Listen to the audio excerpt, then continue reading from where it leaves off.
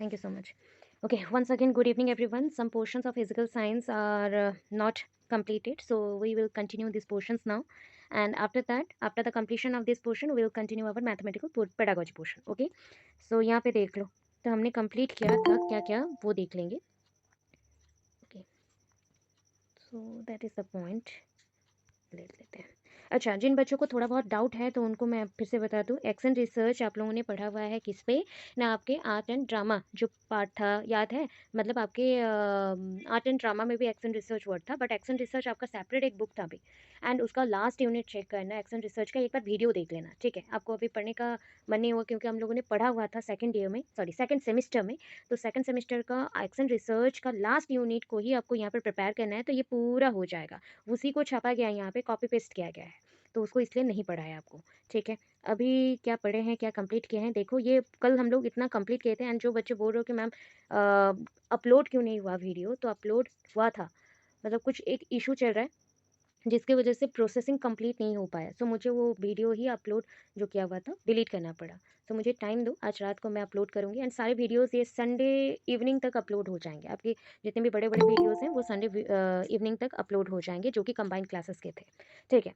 Role of non governmental organisations in population popularising the science. तो याद करना 3.4 necessary नहीं है, बिकॉज ऑलरेडी मैंने मेंशन किया था कि 3.4, देखो एक चीज़ यहाँ पे 3.4 जो भी है, आपका जो ये है ना 2 है नॉन फॉर्मल साइंस टीचिंग, उसमें एक पार्ट था role of non governmental organisation, उसी को लिख देना है, उसी को लिख देना है लास्ट पोर्शन 3.4 का, तो आंसर बन जाएगा. तो डबल आपको पढ़ना नहीं पड़ेगा, आंसर हो गया, ठीक?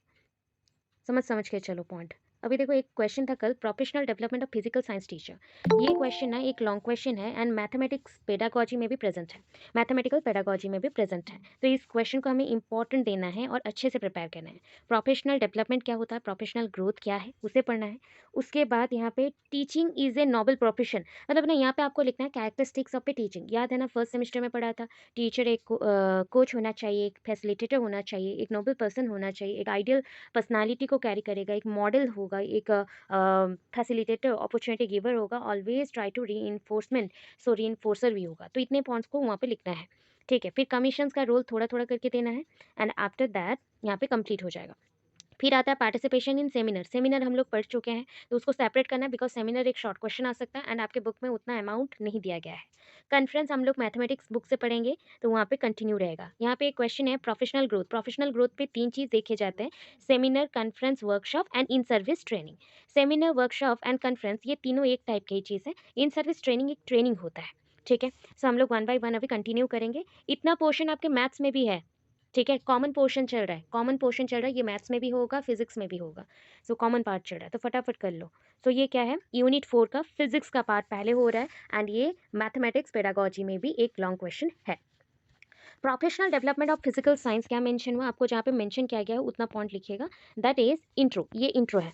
Today's science teacher needs to be highly skilful, up to date with enriched new knowledge, new curriculum and policies. मैं सिंपल बता देती हूँ, आज का जो साइंस टीचर है, हमें क्या नीड होता है साइंस टीचर्स में ना, हाईली स्किलफुल होना चाहिए, बहुत ही नॉलेजियस पर्सन, बहुत सारे कौशल आने चाहिए, तो स्किलफुल, अप टू डेट होना चाहिए, because day to day basis पे साइंस का डिमांड इंक्रीज हो रहा है, प्लस उसके साथ जो डिफरेंट स्किल्स है, जो भी डिफरेंट आइडियाज़ है, वो भी चेंज हो रहे हैं. उसका नॉलेज होना चाहिए. New curriculum, new policies, policies related to किसका होना चाहिए ना, साइंस एंड इट्स पेडागोजी, उसके पेडागोजी भी. तो professional development of science teacher has become important, अभी के लिए बहुत ही वाइटल है, इंपॉर्टेंट भी है टीचिंग लर्निंग प्रोसेस के लिए. Professional development of science teacher can be achieved, कैसे अचीव्ड होगा, through the in service teacher association. देखो यही सारा पढ़ना भी है अंदर. In service teacher association, journals के थ्रू, जर्नल्स जो लिखे रहते हैं, आर्टिकल्स जैसे लिखना पड़ता है किसी के गाइड के हिसाब से, सो आपका डेवलपमेंट हो सके. कॉन्फ्रेंस, कॉन्फ्रेंस एक जस्ट लाइक ना, क्या होता है ना, प्रोग्राम होता है जहाँ पे जीडी जैसे करते हैं ना, वैसे ही होता है. एंड कॉन्फ्रेंस में पार्टिसिपेट करने के लिए कॉमन एक टॉपिक होना चाहिए, उस टॉपिक के बेसिस पे वो पार्टिसिपेट करते हैं एंड कुछ अपना ओपिनियन रखते हैं. And last one is the seminar. Seminar के साथ साथ वर्कशॉप भी है, वर्कशॉप भी है. तो ये professional growth of science teacher में इंपॉर्टेंट है ये सारा पोर्शन. अभी देखो professional development of physical science teacher क्या है, ये पॉइंट्स नहीं लिखना है, डायरेक्ट यहाँ पे आना है कि professional development of physical science teacher. First of all the professional development का ऑब्जेक्टिव्स क्या होता है ना, ऑब्जेक्टिव्स होता है कि teacher must have thorough knowledge theoretical and practical aspect में, दोनों एस्पेक्ट में थॉरो नॉलेज होना चाहिए, सब्जेक्ट ओरिएंटेड। ठीक है, जो भी आप टीचर हैं उस बेसिस पे आपको थॉरो नॉलेज होना चाहिए। Then the teacher should have thorough knowledge of the child psychology. जो आप पेडागोजी पढ़ रहे हो ये इंपॉर्टेंट क्यों है? अगर बच्चों को नहीं समझोगे तो बच्चों के लिए आप कोई भी थियोरेटिकल और प्रैक्टिकल एस्पेक्ट्स में काम नहीं कर सकते। इसलिए अच्छे से अगर आपका चाइल्ड साइकोलॉजी पे डेवलपमेंट हो रहा है, अंडरस्टैंड कर पा रहे हो, देन आपका ग्रोथ डेवलपमेंट पॉसिबल होगा। नेक्स्ट क्या है? Principle of pedagogy. ये इसके ऊपर भी नॉलेज होना है टीचर्स के पास। Principle of pedagogy. Then teacher must acquainted, किस चीज़ के साथ एक्वांटेड होगा? With the aim and purpose of education. Important चीज़ है, आप टीचर हो ना, तो आपको पता होना चाहिए कि इस एजुकेशन का मेन लक्ष्य क्या है और उसका पर्पस क्या है, किस उद्देश्य के लिए हम लोग इसको कर रहे हैं, एजुकेशन सिस्टम में इसका रोल क्या है। Teacher should have thorough knowledge of adjustment, how to adjust in different type of situation और how to solve a problem. ये भी आपको जानना चाहिए ताकि आप बच्चों को समझा सको और उनको भी बेटर एडजस्टमेंट में हेल्प कर सको। The teacher should have the ability to develop and use a number of instructional material and audiovisual aids। ये तो समझ गए। टीचर क्या करना चाहिए ना, उनके एबिलिटीज़ को डेवलप करना चाहिए, प्लस बहुत सारे instructional material, audio visual aids का यूज़ करना चाहिए। The teacher must have the ability to organise and supervise co curricular activities in the school. School में टीचर को क्या एबिलिटी डेवलप करना है कि वो ऑर्गेनाइज कर सके and supervise, just like observe कर सके करिकुलर एक्टिविटीज़ को जो भी चल रहा है। ठीक है, और पॉइंट्स नहीं देखना है। The teacher should be train, teachers को ट्रेंड होना चाहिए जैसे वो बच्चों को गाइडेंस कर सके डिफरेंट प्रोग्राम्स के अकॉर्डिंग। अभी यहाँ पे पॉइंट जो बुक के अकॉर्डिंग दिया गया है नहीं नीड है, दिस इज नॉट इम्पॉर्टेंट, ये इंपॉर्टेंट है। यहाँ पे हेडिंग होना चाहिए कैरेक्टरिस्टिक्स ऑफ ए टीचर। एक टीचर का ग्रोथ हो रहा है ना, तो उनका कैरेक्टर क्या क्या रहना चाहिए। आपको कैरेक्टर पहले भी पता है, फर्स्ट सेमिस्टर में पढ़े थे। टीचर एक फैसिलिटेटर होंगे, टीचर एक ऑर्गेनाइजर होंगे, टीचर एक जस्ट लाइक कोच भी होंगे, टीचर एक क्या बोलते हैं उसको, लर्नर भी होंगे पर्टिकुलर, एंड पर्टिकुलर वो क्या हो जाएंगे कि पंक्चुअल पर्सन होंगे, ऑलवेज मेंटेन जो आप उसके वर्बल पॉइंट्स हैं, ऑलवेज मेंटेन और try to behave as per their rules and regulation and try to solve every problem of students, problem solver भी होंगे। तो इतने पॉइंट्स भी लिखेंगे तो हो जाएगा टीचर्स का। अभी देखो रिकमेंडेशंस क्या बोला गया, बहुत सारे रिकमेंडेशंस आए जिसके थ्रू कमीशन एंड कमिटी ने टीचर डेवलपमेंट के लिए, प्रोफेशनल डेवलपमेंट के लिए कुछ कुछ बोला था। सो फर्स्ट क्या आया था पता है? Secondary education commission 1952 to 53। As per that concept आपको थोड़ा थोड़ा करके लिखना है, पूरा नहीं लिखना है। Two types of training courses, दो टाइप के ट्रेनिंग कोर्सेज होंगे। 2 years teacher training for the matriculates और the higher secondary pass students and 1 year training for the graduate should be extended to 2 years। अभी ये 2 साल का था, 2 साल से स्पेशल टीचिंग जो आपके एग्जामिनेशन है उसके लिए अभी 4 साल हो गया। सो एक्सटेंड कर सकते हैं, बाद बाद में और भी एक्सटेंड हो सकता है, पता नहीं है। तो बेसिकली मैट्रिकुलेट जो भी है या फिर हायर सेकेंडरी में है उनके लिए क्या हो गया ना, उनका कंप्लीशन के बाद वो 2 साल का ट्रेनिंग ले सकते हैं। अदरवाइज 1 year ट्रेनिंग पहले था, बीएड जो ट्रेनिंग था ग्रेजुएट्स के लिए 1 year होगा, या फिर वो एक्सटेंड होके हो गया अभी 2 साल, और भी आगे आएगा। मतलब अभी तो 4 साल का सिर्फ स्पेशल एजुकेशन है, बाकी सब में भी हो जाएगा 4 साल का। ठीक है, ट्रेनिंग और क्या प्रोवाइड करना है ना, टीचर्स को ट्रेनिंग प्रोवाइड करें और रिलेटेड टू को करिकुलर एक्टिविटीज़, डिफरेंट को करिकुलर एक्टिविटीज़ के बेसिस पे टीचर को refresher course they, intensive course they, different type of practical training they, seminars, workshop, conference के बारे में बताओ ताकि वो बच्चों को अरेंज कर सके, उस अकॉर्डिंग वो बच्चों का डेवलपमेंट कर सके। रिसर्च वर्क में बच्चों के डेवलपमेंट के लिए साइकोलॉजी बेस्ड और पेडागोजी बेस्ड रिसर्च में टीचर्स को इन्वॉल्व करना चाहिए, जो कि different colleges and education system में पॉसिबल होगा। ठीक है, नेक्स्ट हो गया master degrees in education was started only in some universities और university department of education and in some colleges of education. Master degree जो एजुकेशन के ऊपर ही था, मतलब एजुकेशन सब्जेक्ट के ऊपर ही था, तो उसको डिफरेंट यूनिवर्सिटीज़ में नहीं, कुछ ही यूनिवर्सिटीज़ में ओपन किया गया था, प्लस कुछ कॉलेज में भी ओपन किया गया था, जो कि एजुकेशन सिस्टम को डेवलप करने के लिए बहुत ही इंपॉर्टेंट था। ठीक है, ये 3-4 पॉइंट्स, ज़्यादा नहीं लिखना है आपको, पूरा नहीं लिखना है। अभी आ जाओ Kothari commission. So Kothari commission 1964 to 66 क्या मेंशन किया ना, as per the recommendation of Kothari commission, पहला point, to remove the isolation of teacher training. Teacher training को क्या करना है? रिमूव कर देना है, to remove the isolation of teacher training. Then क्या करना है? Education departments were established in some universities to develop programmes in teacher education. So teacher education के लिए एजुकेशनल डिपार्टमेंट की तरफ से कुछ यूनिवर्सिटीज़ में उनके डेवलपमेंट के लिए प्रोग्राम्स कंडक्ट करने चाहिए, स्टडीज रिसर्च इन एजुकेशन करवाना चाहिए। Extension work was organized as an essential function of a teacher education institute. An extension service department was added to each college of education. देखो college of education में क्या होता है, BEd, MEd या फिर उसके ऊपर रिसर्च, तो उसमें जो भी सपोर्ट चाहिए, जितने भी एसेंशियल फंक्शंस हैं या फिर जो भी एक्सटेंशन करना हो वर्क, वहाँ पे हम लोग करेंगे। गवर्नमेंट के अकॉर्डिंग। इफेक्टिव एलुमनी एसोसिएशन, एक टीचर एसोसिएशन जैसे होता है ना, एलुमनी एसोसिएशन बनाया जाएगा जो कि ओल्ड स्टूडेंट्स को एंड फैकल्टी को एक साथ करके रखेगा। And plan program and curriculum, उसके अकॉर्डिंग करिकुलम एंड प्रोग्राम्स बनेंगे। Education was recognised as, education को रिकॉग्नाइज कैसे करेंगे, as an independent academic discipline. Education was introduced as an effective subject in BA, BSc, MA, MSc degree courses only in a few university। ये तो समझ आ रहा होगा। Improvement करना है प्रोफेशनल कोर्सेज में, तो क्या करें ना, पहला point, integrated courses of general profession education were introduced in few university. Years का एजुकेशन सिस्टम में देखेंगे, या इंटीग्रेटेड जोन्स पे हो सकता है। All regional institution of education जो था RIE, वहाँ पे इसको प्रोवाइड किया जा रहा था। MSc, BSc, BA, उसके साथ ED लगा हुआ है, मतलब BSc BEd, उसको BSc ED बोलते हैं। MSc ED, that is ed बोला गया, तो हमारा नॉर्मल एजुकेशन प्लस BEd रहेगा। Methods of evaluation which include continuous internal assessment of practical and session work, improving the practice teaching and working, ये comprehensive program of internship were used। सो यहाँ पे methods of evaluation रहेगा, बहुत सारे methods of evaluation है, जैसे कि continuous के लिए हम लोग फॉर्मेटिव इवैल्यूएशन का यूज़ करते हैं और असेसमेंट का यूज़ करते हैं, तो प्रैक्टिकल और सेशनल वर्क में इसको कंटिन्यू रखा जाएगा। और इंप्रूविंग प्रैक्टिस टीचिंग आपका जैसे इंप्रूव हो जाए, कैसे आप डिफरेंट इंटर्नशिप प्रोग्राम्स में जाओ एंड आप अच्छे से परफॉर्म करो, इसके ऊपर भी ध्यान दिया जाएगा। ड्यूरेशन ऑफ कोर्स देखो कितना है, the professional duration of the professional course should be 2 years, ये 2 साल का है। And the number of working days in a year should be increase to 230, तो वर्किंग डेज का नंबर भी इंक्रीज कर दिया गया एंड ये 230 हो गया, वर्किंग डेज बोला जा रहा है। डायरेक्टली अभी कहाँ पे आएंगे ना, ये पॉइंट पे आएंगे। National policy of education, national policy of education NP 1986 and program of action POA 1992, इसमें क्या बोला ना, teacher should have the freedom, teacher के पास क्या होना चाहिए ना, फ्रीडम होना चाहिए।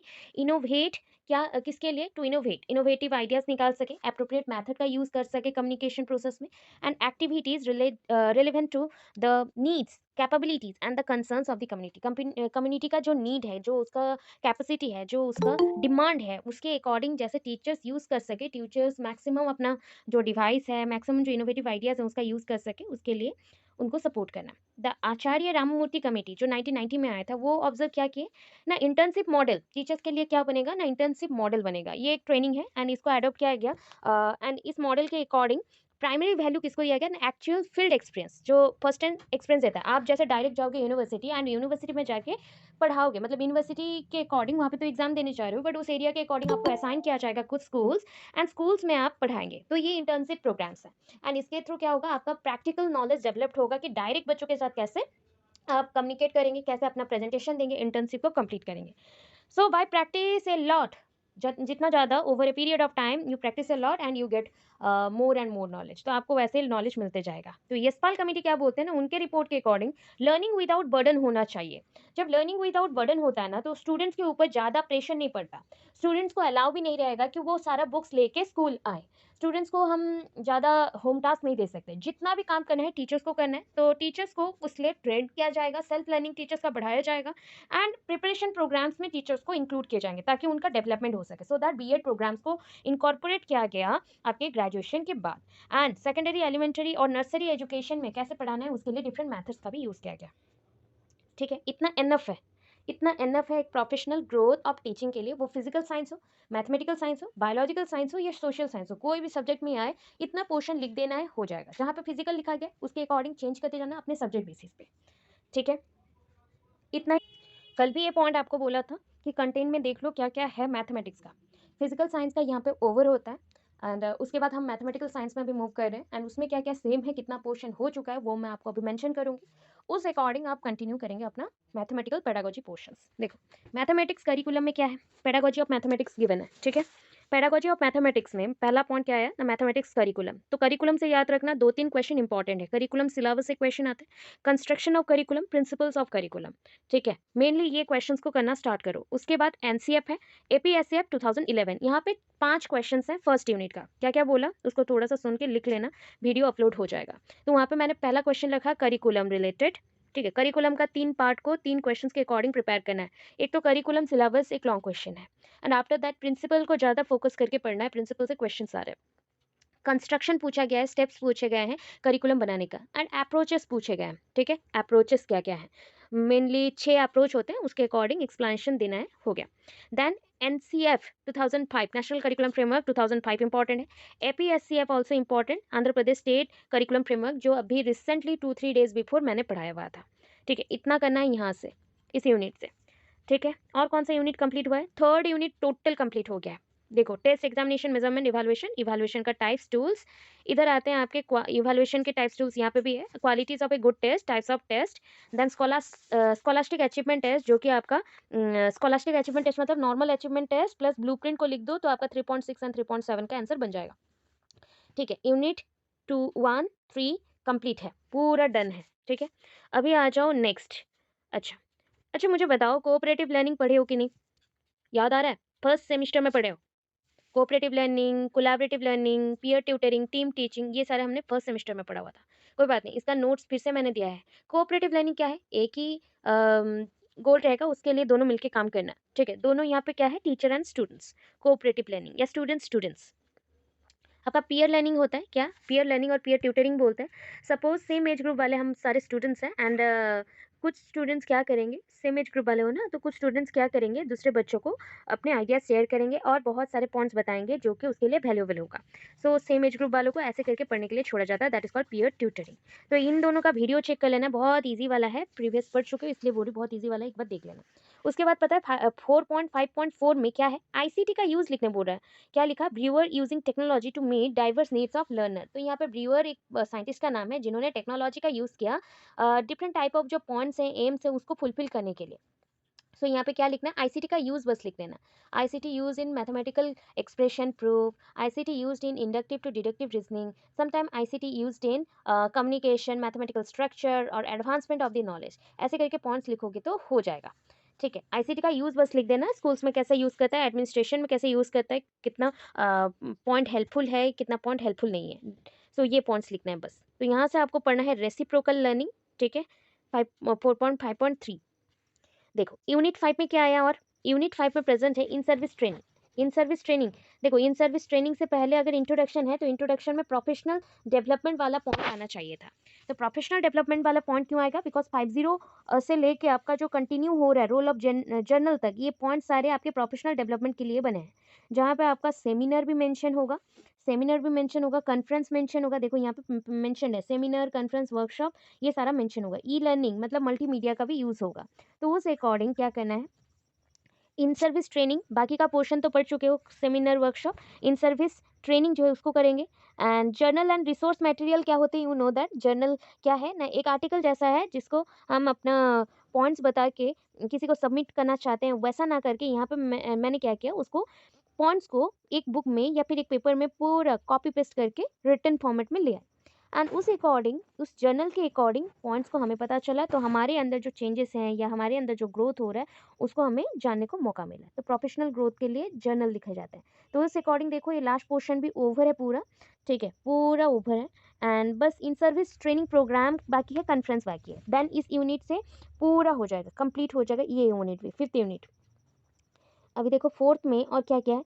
तब 4th में इंट्रोडक्शन है, questions. Ma'am. Yes. Hello ma'am. और थोड़ा थोड़ा अच्छे से एक्सप्लेन कर दीजिए ना। नहीं नहीं, मैं अभी सिलेबस बता रही हूँ, मैं एक्सप्लेन करूंगी सारा पॉइंट्स। Okay ma'am. ओके, मैं अभी सिलेबस ओके बता मैम। रही हूँ। पूरा आज पढ़ के जाएंगे, जब तक कंप्लीट नहीं होता तब तक नहीं जाएंगे। ठीक है, आज मैं आपका पेपर ही एंड करूंगी, तो इसलिए सिलेबस बता रही हूँ। हर एक पेपर से पहले मैं सिलेबस डिस्कशन करती हूँ ताकि आपको पता चले कहाँ पे क्या है। ठीक है, अभी देखो कुछ टॉपिक्स हैं जो कि 4th ओके मैम। यूनिट में बहुत ही शॉर्टकट टॉपिक्स हैं। These are the short topics. क्या क्या है देखो? इंट्रोडक्शन किसका? मैथमेटिक्स के रिलेटेड। अच्छा, याद आ रहा है क्या एक वर्ड? एस्थेटिक पॉइंट पढ़े थे आर्ट एंड ड्रामा में। Aesthetic, beauty. एस्थेटिक मतलब होता है beauty. Yes ma'am. Okay, so aesthetic के अकॉर्डिंग यूनिट 2 में क्वेश्चंस आएंगे। एंड यूनिट 2 का एक ही लॉन्ग क्वेश्चन है, ज़्यादा नहीं है। That is the aesthetic language and aesthetic sense of mathematics. अगर ये पूरा आ गया तो पूरा यूनिट को थोड़ा थोड़ा करके टच करना है। अदरवाइज अगर ये शॉर्टकट आता है तो पूरे पॉइंट वाइज आएगा। जैसे एस्थेटिक सेंस इन मैथमेटिक्स, मतलब एस्थेटिक मतलब होता है ब्यूटी।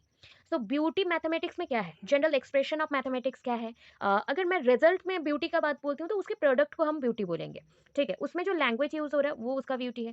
प्लस लैंग्वेज मतलब नंबर्स हैं, सिंबल्स हैं, साइन है। अगर मैं और भी पर्सन कुछ-कुछ पर्सन्स हैं, रामानुजन है, कोपर्निकस है एंड जीएच हार्डी, यहाँ पे 3 पर्सन्स का नाम मेंशन है बार-बार। तो उनका पॉइंट ऑफ व्यू क्यों दिया गया है? ड्यू टू रिलेटेड ये पर्सन्स मैथमेटिशियंस हैं, प्लस एस्थेटिक ब्यूटी को लेके ही काम कर रहे थे। एंड उसके बाद मैथमेटिकल एक्सप्रेशंस होते हैं बहुत सारे, जिसको प्रूव किया गया है बाय डिफरेंट साइंटिस्ट भी, वो पॉइंट्स लिखते हैं। एक पॉइंट आया मैथमेटिकल स्ट्रक्चर एंड सिमेट्री, यहाँ पे है क्या? हाँ, ऑर्डर पैटर्न देखो, ये एक इंपॉर्टेंट थिंग है, इसको करना है। ऑर्डर पैटर्न में आता है mathematical structure and symmetry. Mathematics का स्ट्रक्चर कैसा होता है, सिमेट्री कैसा होता है। फिर एक पॉइंट है देखो 2.3.1 में, एक्चुअली 2.3 में रिक्रिएशनल मैथमेटिक्स, ये इंपॉर्टेंट है, ठीक है। रिक्रिएशनल मैथमेटिक्स, ये इंपॉर्टेंट वन है। रिक्रिएशनल मैथमेटिक्स में क्या आता है ना, पूरा पॉइंट आता है, ये क्या है, what do you mean by recreational mathematics. Importance थोड़ा सा देना है, मैं बता दूंगी इंपॉर्टेंस। यहाँ पे अगर इंपॉर्टेंस नहीं लिखते हैं तो क्रॉस कर देना डायरेक्टली। ये जो मैथमेटिक्स का यूजेस है ना, मैथमेटिकल गेम्स का यूज करेंगे तो बच्चे बहुत ही इंजॉय होते हैं, इंजॉय प्लेफुल होते हैं, एंड उसके थ्रू वो एंगेज हो जाता है। Mathematical puzzles just like Sudoku जैसे होता है, वहाँ पे जैसे फिलअप करने के लिए रहते हैं, हमारे रूल्स रहते हैं। रिडल्स भी आगे सॉल्व करना, एक जैसे मैंने पूरा स्टेटमेंट दे दिया एंड उसको सॉल्व करके आप उसका रिजल्ट निकालोगे। लैंग्वेज ऑफ मैथमेटिक्स, तो लैंग्वेज ऑफ मैथमेटिक्स जो ऊपर पड़ा था 2-4 लाइन, यहाँ पे वही है, 2-4 लाइन का होगा, ज़्यादा नहीं। तो ये क्वेश्चन है यहाँ पे, ठीक है। 2 क्वेश्चन है यूनिट 2 में। अभी देखो यूनिट 4 में क्या क्या है। शॉर्ट क्वेश्चंस हैं, that is the speed and accuracy in mathematics. ये पूरा 4-5 पेज का बुक में दिया गया है, उसमें भी छोटा छोटा करके पढ़ना है, बिकॉज स्पीड एंड एक्यूरेसी कभी भी लॉन्ग में नहीं आएगा। This is your short question, ये आपका शॉर्ट क्वेश्चन है। फिर क्या आया, अंडरस्टैंडिंग लर्नर्स, गिफ्टेड कौन होते हैं, स्लो क्या है, स्लो लर्नर, बैकवर्डनेस क्या होता है, एंड डिस्कैलकुलिया क्या होता है, ये 4 पार्ट समझना है। एंड उसके थ्रू बोला गया and activities enriching mathematics learning. अगर मैथमेटिक्स लर्निंग को आगे बढ़ाना है तो क्या क्या करना है, जस्ट लाइक मैथमेटिकल क्लब्स है, मैथमेटिकल फेयर होता है, मैथमेटिकल टैलेंट सर्च एग्जामिनेशन है। देखो रिक्रिएशनल एक्टिविटीज यूनिट 2 में पढ़े होंगे, तो इसमें डबल नहीं पढ़ना है, और ठीक है। Teaching learners with the special needs, जो भी लर्नर्स हैं जिनको, जो हैंडीकैप्ड है या फिर जिनको एक्स्ट्रा इन्फॉर्मेशन का नीड होता है, बट वो एबल नहीं है नॉर्मल पर्सन जैसा, तो उनके लिए कैसे आप पढ़ाओगे। तो आपके बुक में ना इनके लिए कोई भी मेथड्स का यूज़ नहीं किया गया है। कैसे लिखना है बताऊंगी, उसके अकॉर्डिंग ही लिखना, आपको मार्क्स मिलेंगे। अदरवाइज जितना बुक में लिखा है, मतलब लिखने से भी 2 या 3 ही मिलेंगे, या फिर 1 भी मिल सकता है, मार्क्स नहीं आएंगे। और एक क्वेश्चन है मैथमेटिकल लेबोरेटरी, ठीक है, बस इतना करना है। तो इतने में अभी एक्सप्लेनेशन देना स्टार्ट करेंगे, ठीक है। क्या क्या इंपॉर्टेंट है क्या नहीं है सब जान चुके हैं हम लोग। मैक्सिमम वे से जो बोला गया वैसे करना है। यहाँ पे देखो एक ई लर्निंग, आईसीटी में पढ़े थे। ई लर्निंग मतलब अभी जो लर्निंग हो रहा है ना, ऑनलाइन लर्निंग को ही ई लर्निंग बोलते हैं, बिकॉज इलेक्ट्रॉनिक गैजेट्स का यूज़ कर रहे हो, मल्टीमीडिया का यूज़ कर रहे हो। तो उसके अकॉर्डिंग पॉइंट्स देना है कि मोबाइल फ़ोन क्यों इंपॉर्टेंट है, इंटरनेट क्यों इंपॉर्टेंट है, एंड कैसे इसका हम यूज़ करके ई लर्निंग को प्रोग्रेस करवा रहे हैं, एंड डिफरेंट टाइप से हम बेनिफिटेड भी हो रहे हैं, ठीक है। अभी आ जाओ, एक के बाद एक पॉइंट है। प्रोफेशनल ग्रोथ अभी पढ़ के आए हो ना, प्रोफेशनल ग्रोथ, तो उतना पोर्शन अब वहाँ से लिखना, फिजिकल से लिखना, यहाँ पे अच्छे पॉइंट्स नहीं है, बात मान के करोगे बैक पेपर्स नहीं रहेगा, ठीक है। 5.4 जो प्रोफेशनल ग्रोथ लिखा गया, professional development and professional growth, ये दोनों ही टर्म सेम है। एंड इसके बेसिस पे आपको क्या कर लेना है ना, इसके बेसिस में बोला गया है, वेट इसको थोड़ा सा साइड कर लेते हैं हम लोग, ठीक है। ओके, इसके बेसिस पे बोला गया है कि प्रोफेशनल ग्रोथ एंड डेवलपमेंट में बहुत सारे पॉइंट्स होते हैं। जैसे first point, participation in conference. अगर प्रोफेशनल ग्रोथ करवाना है तो क्या इंट्रो है, क्या ऑब्जेक्टिव्स है, मोस्ट फिजिकल पॉइंट्स आप लिख लीजिएगा। उसके बाद है conference, seminar, workshop and in service training. तो ऑलरेडी हमने सेमिनार एंड वर्कशॉप पढ़ लिया है, उसका सेपरेट नोट्स भी दिया है, 5 मार्क्स के लिए कितना लिखना है वो भी बताया था, तो वो चेक करोगे आप सब। And participation in conference, conference क्या होता है ना, conference one kind of arrangement है, ठीक है। यहाँ पे अरेंजमेंट होना चाहिए था, स्पेलिंग रॉन्ग है, ठीक है, ठीक है। प्री अरेंज्ड बोला गया है, प्री अरेंज्ड बोला गया है, सो प्री अरेंज्ड नहीं है, ओनली अरेंज भी बोलोगे तो चलेगा। और प्री अरेंज्ड बोला गया तो प्री अलग लिखना है, अरेंज्ड अलग लिखना, थोड़ा सा अलग आएगा। ये प्री अरेंज्ड मीटिंग, ये वन काइंड ऑफ मीटिंग है, बोल सकते हो, डायरेक्टली बोलो मीटिंग है। It is one kind of meeting for consultation और एक्सचेंज ऑफ इन्फॉर्मेशन। इन्फॉर्मेशन को एक्सचेंज करने के लिए या फिर कंसल्टेशन करने के लिए, किसी को कुछ कंसल्ट करने के लिए हम लोग क्या यूज़ करते हैं, कॉन्फ्रेंस यूज़ करते हैं, और कॉन्फ्रेंस मेथड का अप्लाई करते हैं। It can also be seen as discussion. मैंने इसलिए बोला ग्रुप डिस्कशन जो होता है जीडी, उसके लिए जैसा यूज होता है वैसे ही यहाँ पे भी एक थीम होगा और टॉपिक होगा, and confer about A topic, उसी टॉपिक के अकॉर्डिंग एक्सप्लेनेशन देने पड़ते हैं। अभी देखो वहाँ पे अगर रहता तो साइंस टीचर बोलते हैं, यहाँ पे बोलोगे तो मैथमेटिक्स टीचर।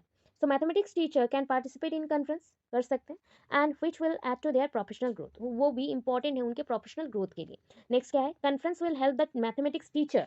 कॉन्फ्रेंस दो वेज से मैथमेटिक्स टीचर को हेल्प करता है। पहला तो एक्सपीरियंस लेने के लिए, they can share their experience with others, ठीक है, एक्सपीरियंस लेने के लिए भी हेल्प करता है, देने के लिए भी हेल्प करता है। आप चाहो तो देखो यहाँ पे अगर एक साथ आप लोग 10 लोग, 10 मैथमेटिशियन हो या फिर 10 फिजिशियंस हो, एक साथ बैठ के क्या करो, कॉन्फ्रेंस में एक थीम को टारगेट करके या फिर टॉपिक को टारगेट करके डिस्कस कर रहे हैं, तो उस बेसिस पे आप अपने आइडियाज़ देंगे और बाकी सब भी अपने अपने आइडियाज़ देंगे। इससे क्या होगा, एक्सचेंज ऑफ आइडियाज़ होगा और न्यू आइडियाज़ जनरेट भी होगा। वो एक्सपीरियंस गेन कर रहे हैं और एक्सपीरियंस को शेयर भी कर रहे हैं।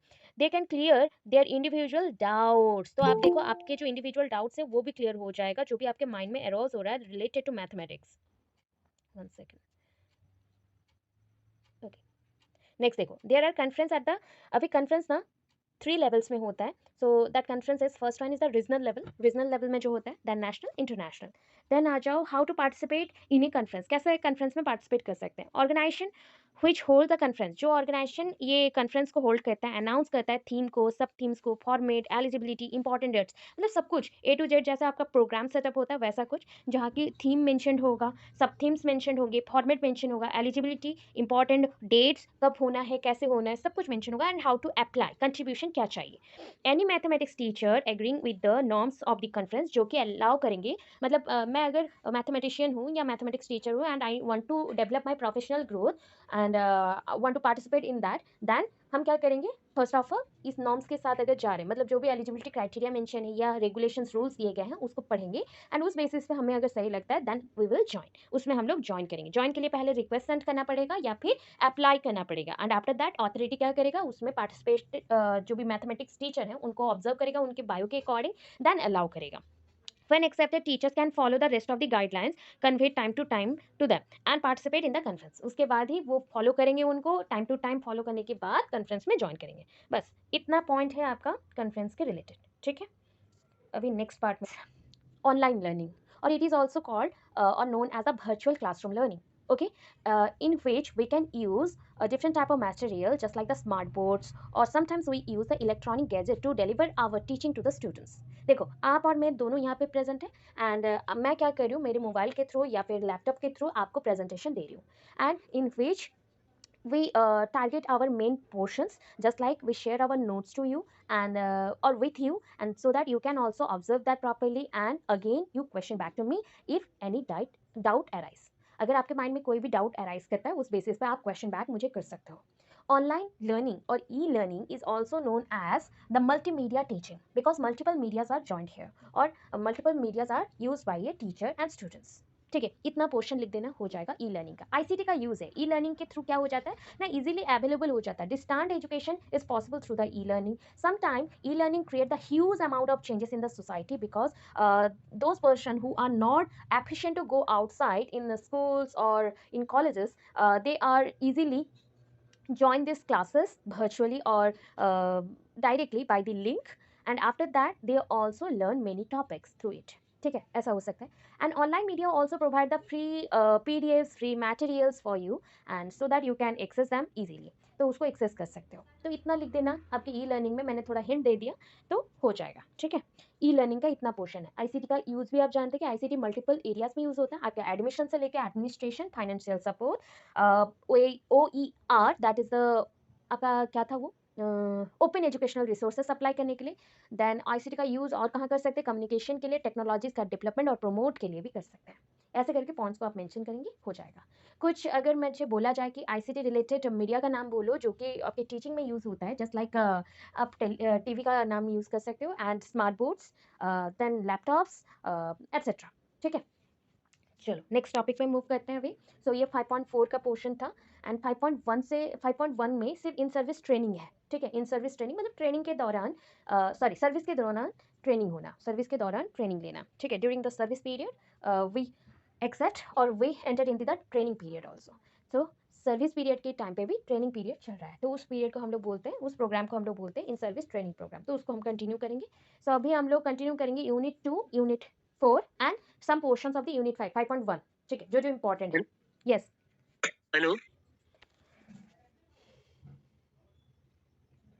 यूनिट 2 में सो यूनिट 2 में क्या है, language and aesthetic sense of mathematics, यही एक लॉन्ग क्वेश्चन है।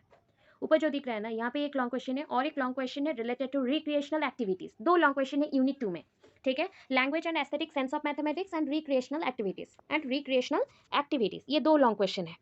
Language and aesthetic sense of mathematics में पहला क्या है, इंट्रो देना है, तो इंट्रो यहाँ पे नहीं देना है, ये इंट्रो देना है। Aesthetic sense in mathematics, aesthetic का मतलब होता है ब्यूटी, याद रखना, aesthetic means beauty. Beauty in what, beauty in mathematics. अगर ये क्वेश्चन आया रहता है फिजिकल साइंस के लिए, तो ब्यूटी इन फिजिकल साइंस।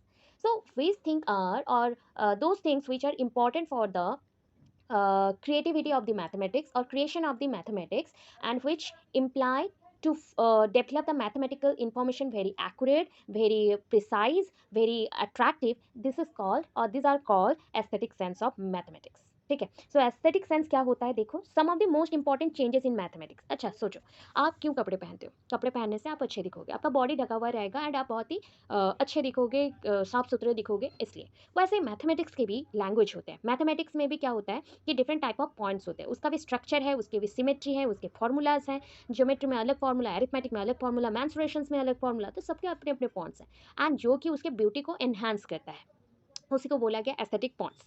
तो some of the most important changes in mathematics education over the past century, जितने भी सेंचुरीज चल गए हैं, बीत गए हैं, उसमें देखने को मिला है कि बहुत सारे इंपॉर्टेंट चेंजेस हो चुके हैं मैथमेटिक्स में। एंड और भी आगे क्या हो रहा है ना, ऐसे ऐसे चेंजेस आ रहे हैं जो इवॉल्व हो रहे हैं एंड उसको हम लोग रिस्पॉन्स टू परसेप्शन, उसको परसीव कर रहे हैं और उसके अकॉर्डिंग हम लोग जो पॉइंट कंसीव कर चुके हैं, तो उसी को ही प्रैक्टिस करके मैथमेटिकल के फॉर्मूला और स्कूल मैथमेटिक्स चल रहा है। एंड ये किसके थ्रू चल रहा है, डिफरेंट साइंटिस्ट और मैथमेटिशियंस के थ्रू चल रहा है, ठीक है। मीनिंग ऑफ एस्थेटिक्स देखो, एस्थेटिक्स और द फिलोसॉफी ऑफ आर्ट, ये वर्ड भी ना आर्ट में ही पढ़ा था। आर्ट में क्या देखते हो, ब्यूटी देखते हो ना, तो उसी पॉइंट से पढ़ा। ये क्या बोलता है, the study of beauty and the taste. Aesthetic का मतलब हो गया the study of beauty and taste. The term aesthetic is also use to designate a particular style, particular style को डेजिग्नेट करने के लिए ये इंपॉर्टेंट है।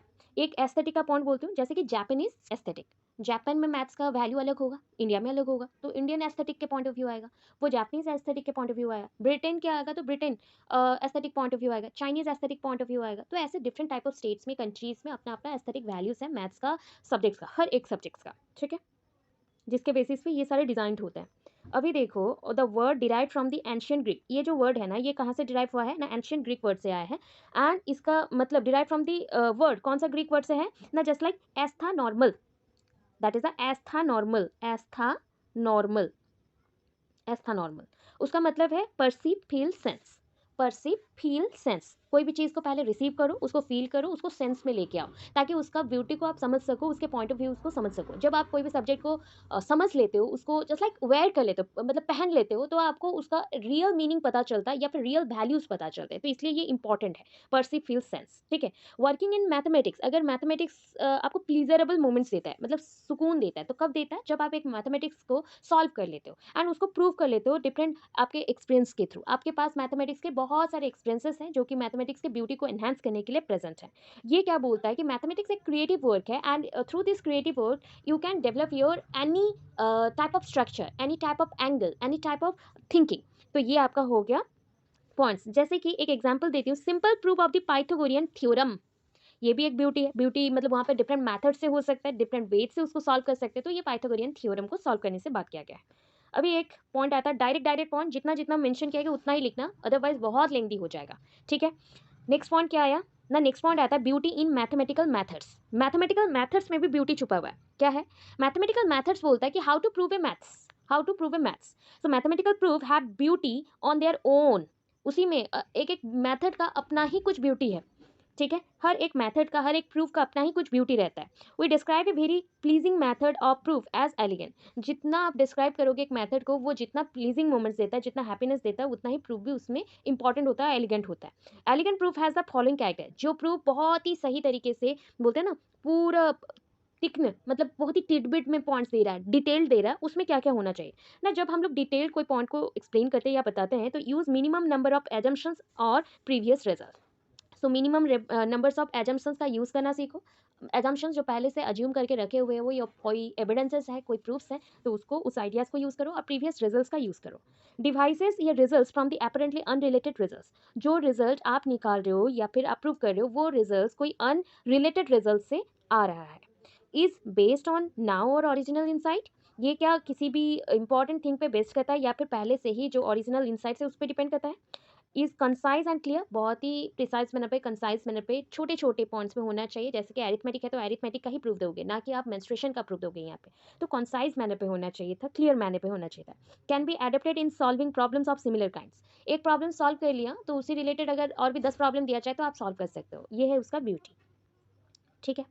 नेक्स्ट में आ जाओ, यहाँ पे पॉइंट है ब्यूटी इन मैथमेटिक्स रिजल्ट्स। अभी ना रिजल्ट्स कब प्रूव करते हो? जब प्रूफ मिल गया, एविडेंसेस आ गए तो रिजल्ट्स आएंगे। So sometime mathematical result establish a relationship, किस किस के बीच रिलेशनशिप क्रिएट करता है ना, specialisation in mathematics which seen to be totally unrelated, मतलब ऐसा रिलेशन जो कि अनरिलेटेड थिंग्स के साथ जुड़ा हुआ है, ठीक है, जो कि यूजुअली आपको डीप रिजल्ट्स देता है। सो G.H. हार्डी ने क्या बोला, द मैथमेटिक्स मैथमेटिशियन है who is responsible for world recognition, जो कि उनके वजह से ये वर्ल्ड को पहचाना गया। फिर क्या है, रामानुजन ऑब्जर्व दैट, उन्होंने ब्यूटी ऑफ मैथमेटिक्स को ऑब्जर्व करके बोला the result arise from an element of surprise. जो रिजल्ट्स आते हैं ना वो अननोन थिंग्स से आते हैं। जब अननोन थिंग्स आपके पास सामने आता है तो आप सरप्राइज हो जाते हो, इसलिए आपके रिजल्ट्स हमेशा सरप्राइज थिंग्स से ही आते हैं जो कि अननोन है या फिर एलिमेंट्स जो भी प्रेजेंट है, ठीक है। यहाँ पे एक चीज को प्रूव करने के लिए एक आइडेंटिफिकेशन हम लोग कर रहे हैं, मतलब प्रूव कर रहे हैं, आइडेंटिफाइड करके प्रूव कर रहे हैं, that is a Euler's identity, sorry identify. Euler's ने आइडेंटिफाई किया, उनका एक पॉसिबल यूलर्स नंबर था उस चीज़ को कि यूलर्स नंबर +1 इक्वल्स टू 0 होगा, तो उस प्रूफ को उन्होंने किया अपना यूलर्स आइडेंटिफाई करके।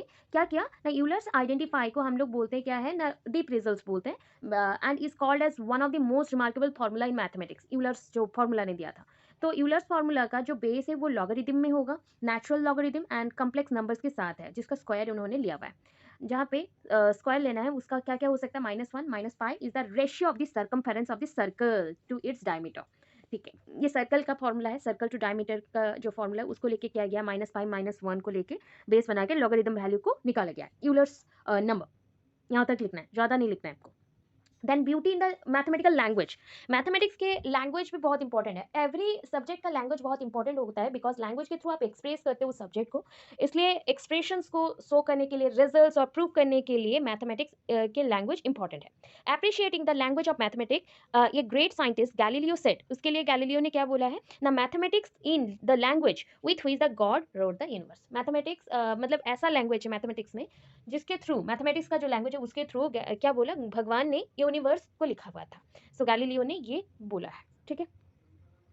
और आपको इधर जाना है डायरेक्ट, ये मैथमेटिक्स जो beauty in the mathematical language चल रहा है उसी का ही पॉइंट है, ठीक है। यहाँ पे क्या है, mathematics has often been compared with the music. Sometimes क्या होता है ना, मैथमेटिक्स में बहुत ही ज़्यादा अप डाउन्स हैं, बहुत सारे फॉर्मूलाज हैं, एंड बहुत सारे ब्रांचेस भी हैं मैथमेटिक्स के, जिसको हमने कंपेयर किया है म्यूजिक के साथ। म्यूजिक के साथ लॉन्ग टाइम तक वेस्टर्न स्कॉलर्स ने, जो आपके वेस्टर्न विद्वांस हैं, मतलब पश्चिमी विद्वांस हैं, उनके साथ, उनके पॉइंट ऑफ व्यू में क्या किया गया, मैथमेटिक्स को क्लासीफाइड किया गया डिफरेंट पॉइंट्स में, क्योंकि जैसे सिंगिंग में या सॉन्ग में डिफरेंट क्लासिफिकेशंस हैं, म्यूजिक का डिफरेंट रिदम्स होते हैं, वैसे ही मैथ्स में भी प्रेजेंट है।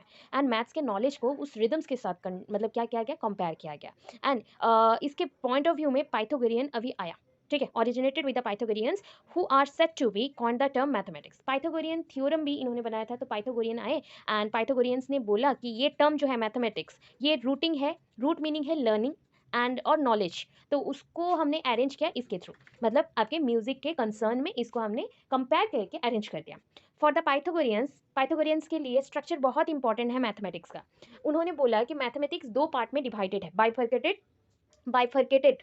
मतलब टू पार्ट्स में डिवाइडेड है स्कीम ऑफ ऑपोजिशंस के अकॉर्डिंग। एक है डिस्क्रीट, एक है कंटिन्यूअस। डिस्क्रीट एंड कंटिन्यूअस में, फिर डिस्क्रीट में टू पार्ट्स आए, that is the absolute and relative.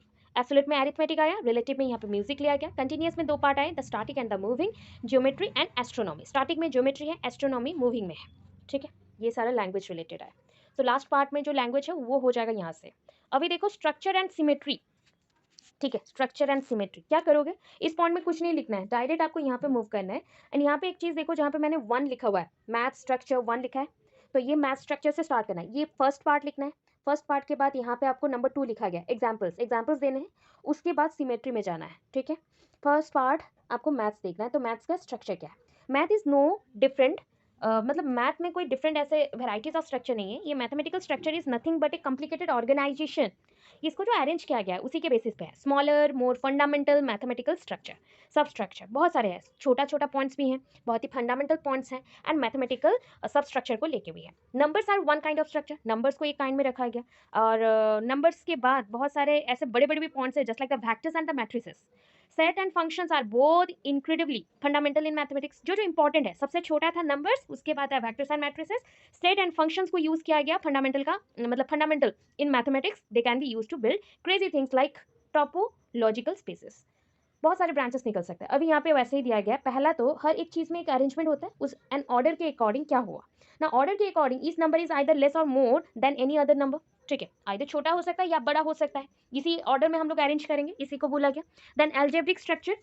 Algebraic structure में आप तो जानते हैं, जैसे कि प्लस माइनस, आपका पॉइंट है प्लस माइनस सब्सट्रैक्शन, अरे माइनस मतलब subtraction, multiplication, divisions. So these are the operations, तो operations of multiplication addition that make into field. ठीक है, मेजर्स क्या होता है ना, स्पेसिफिक लेंथ और स्पेसिफिक अमाउंट, और जस्ट लाइक कुछ यूनिट्स इसके लिए यूज करना, दैट इज कॉल्ड मेजरमेंट।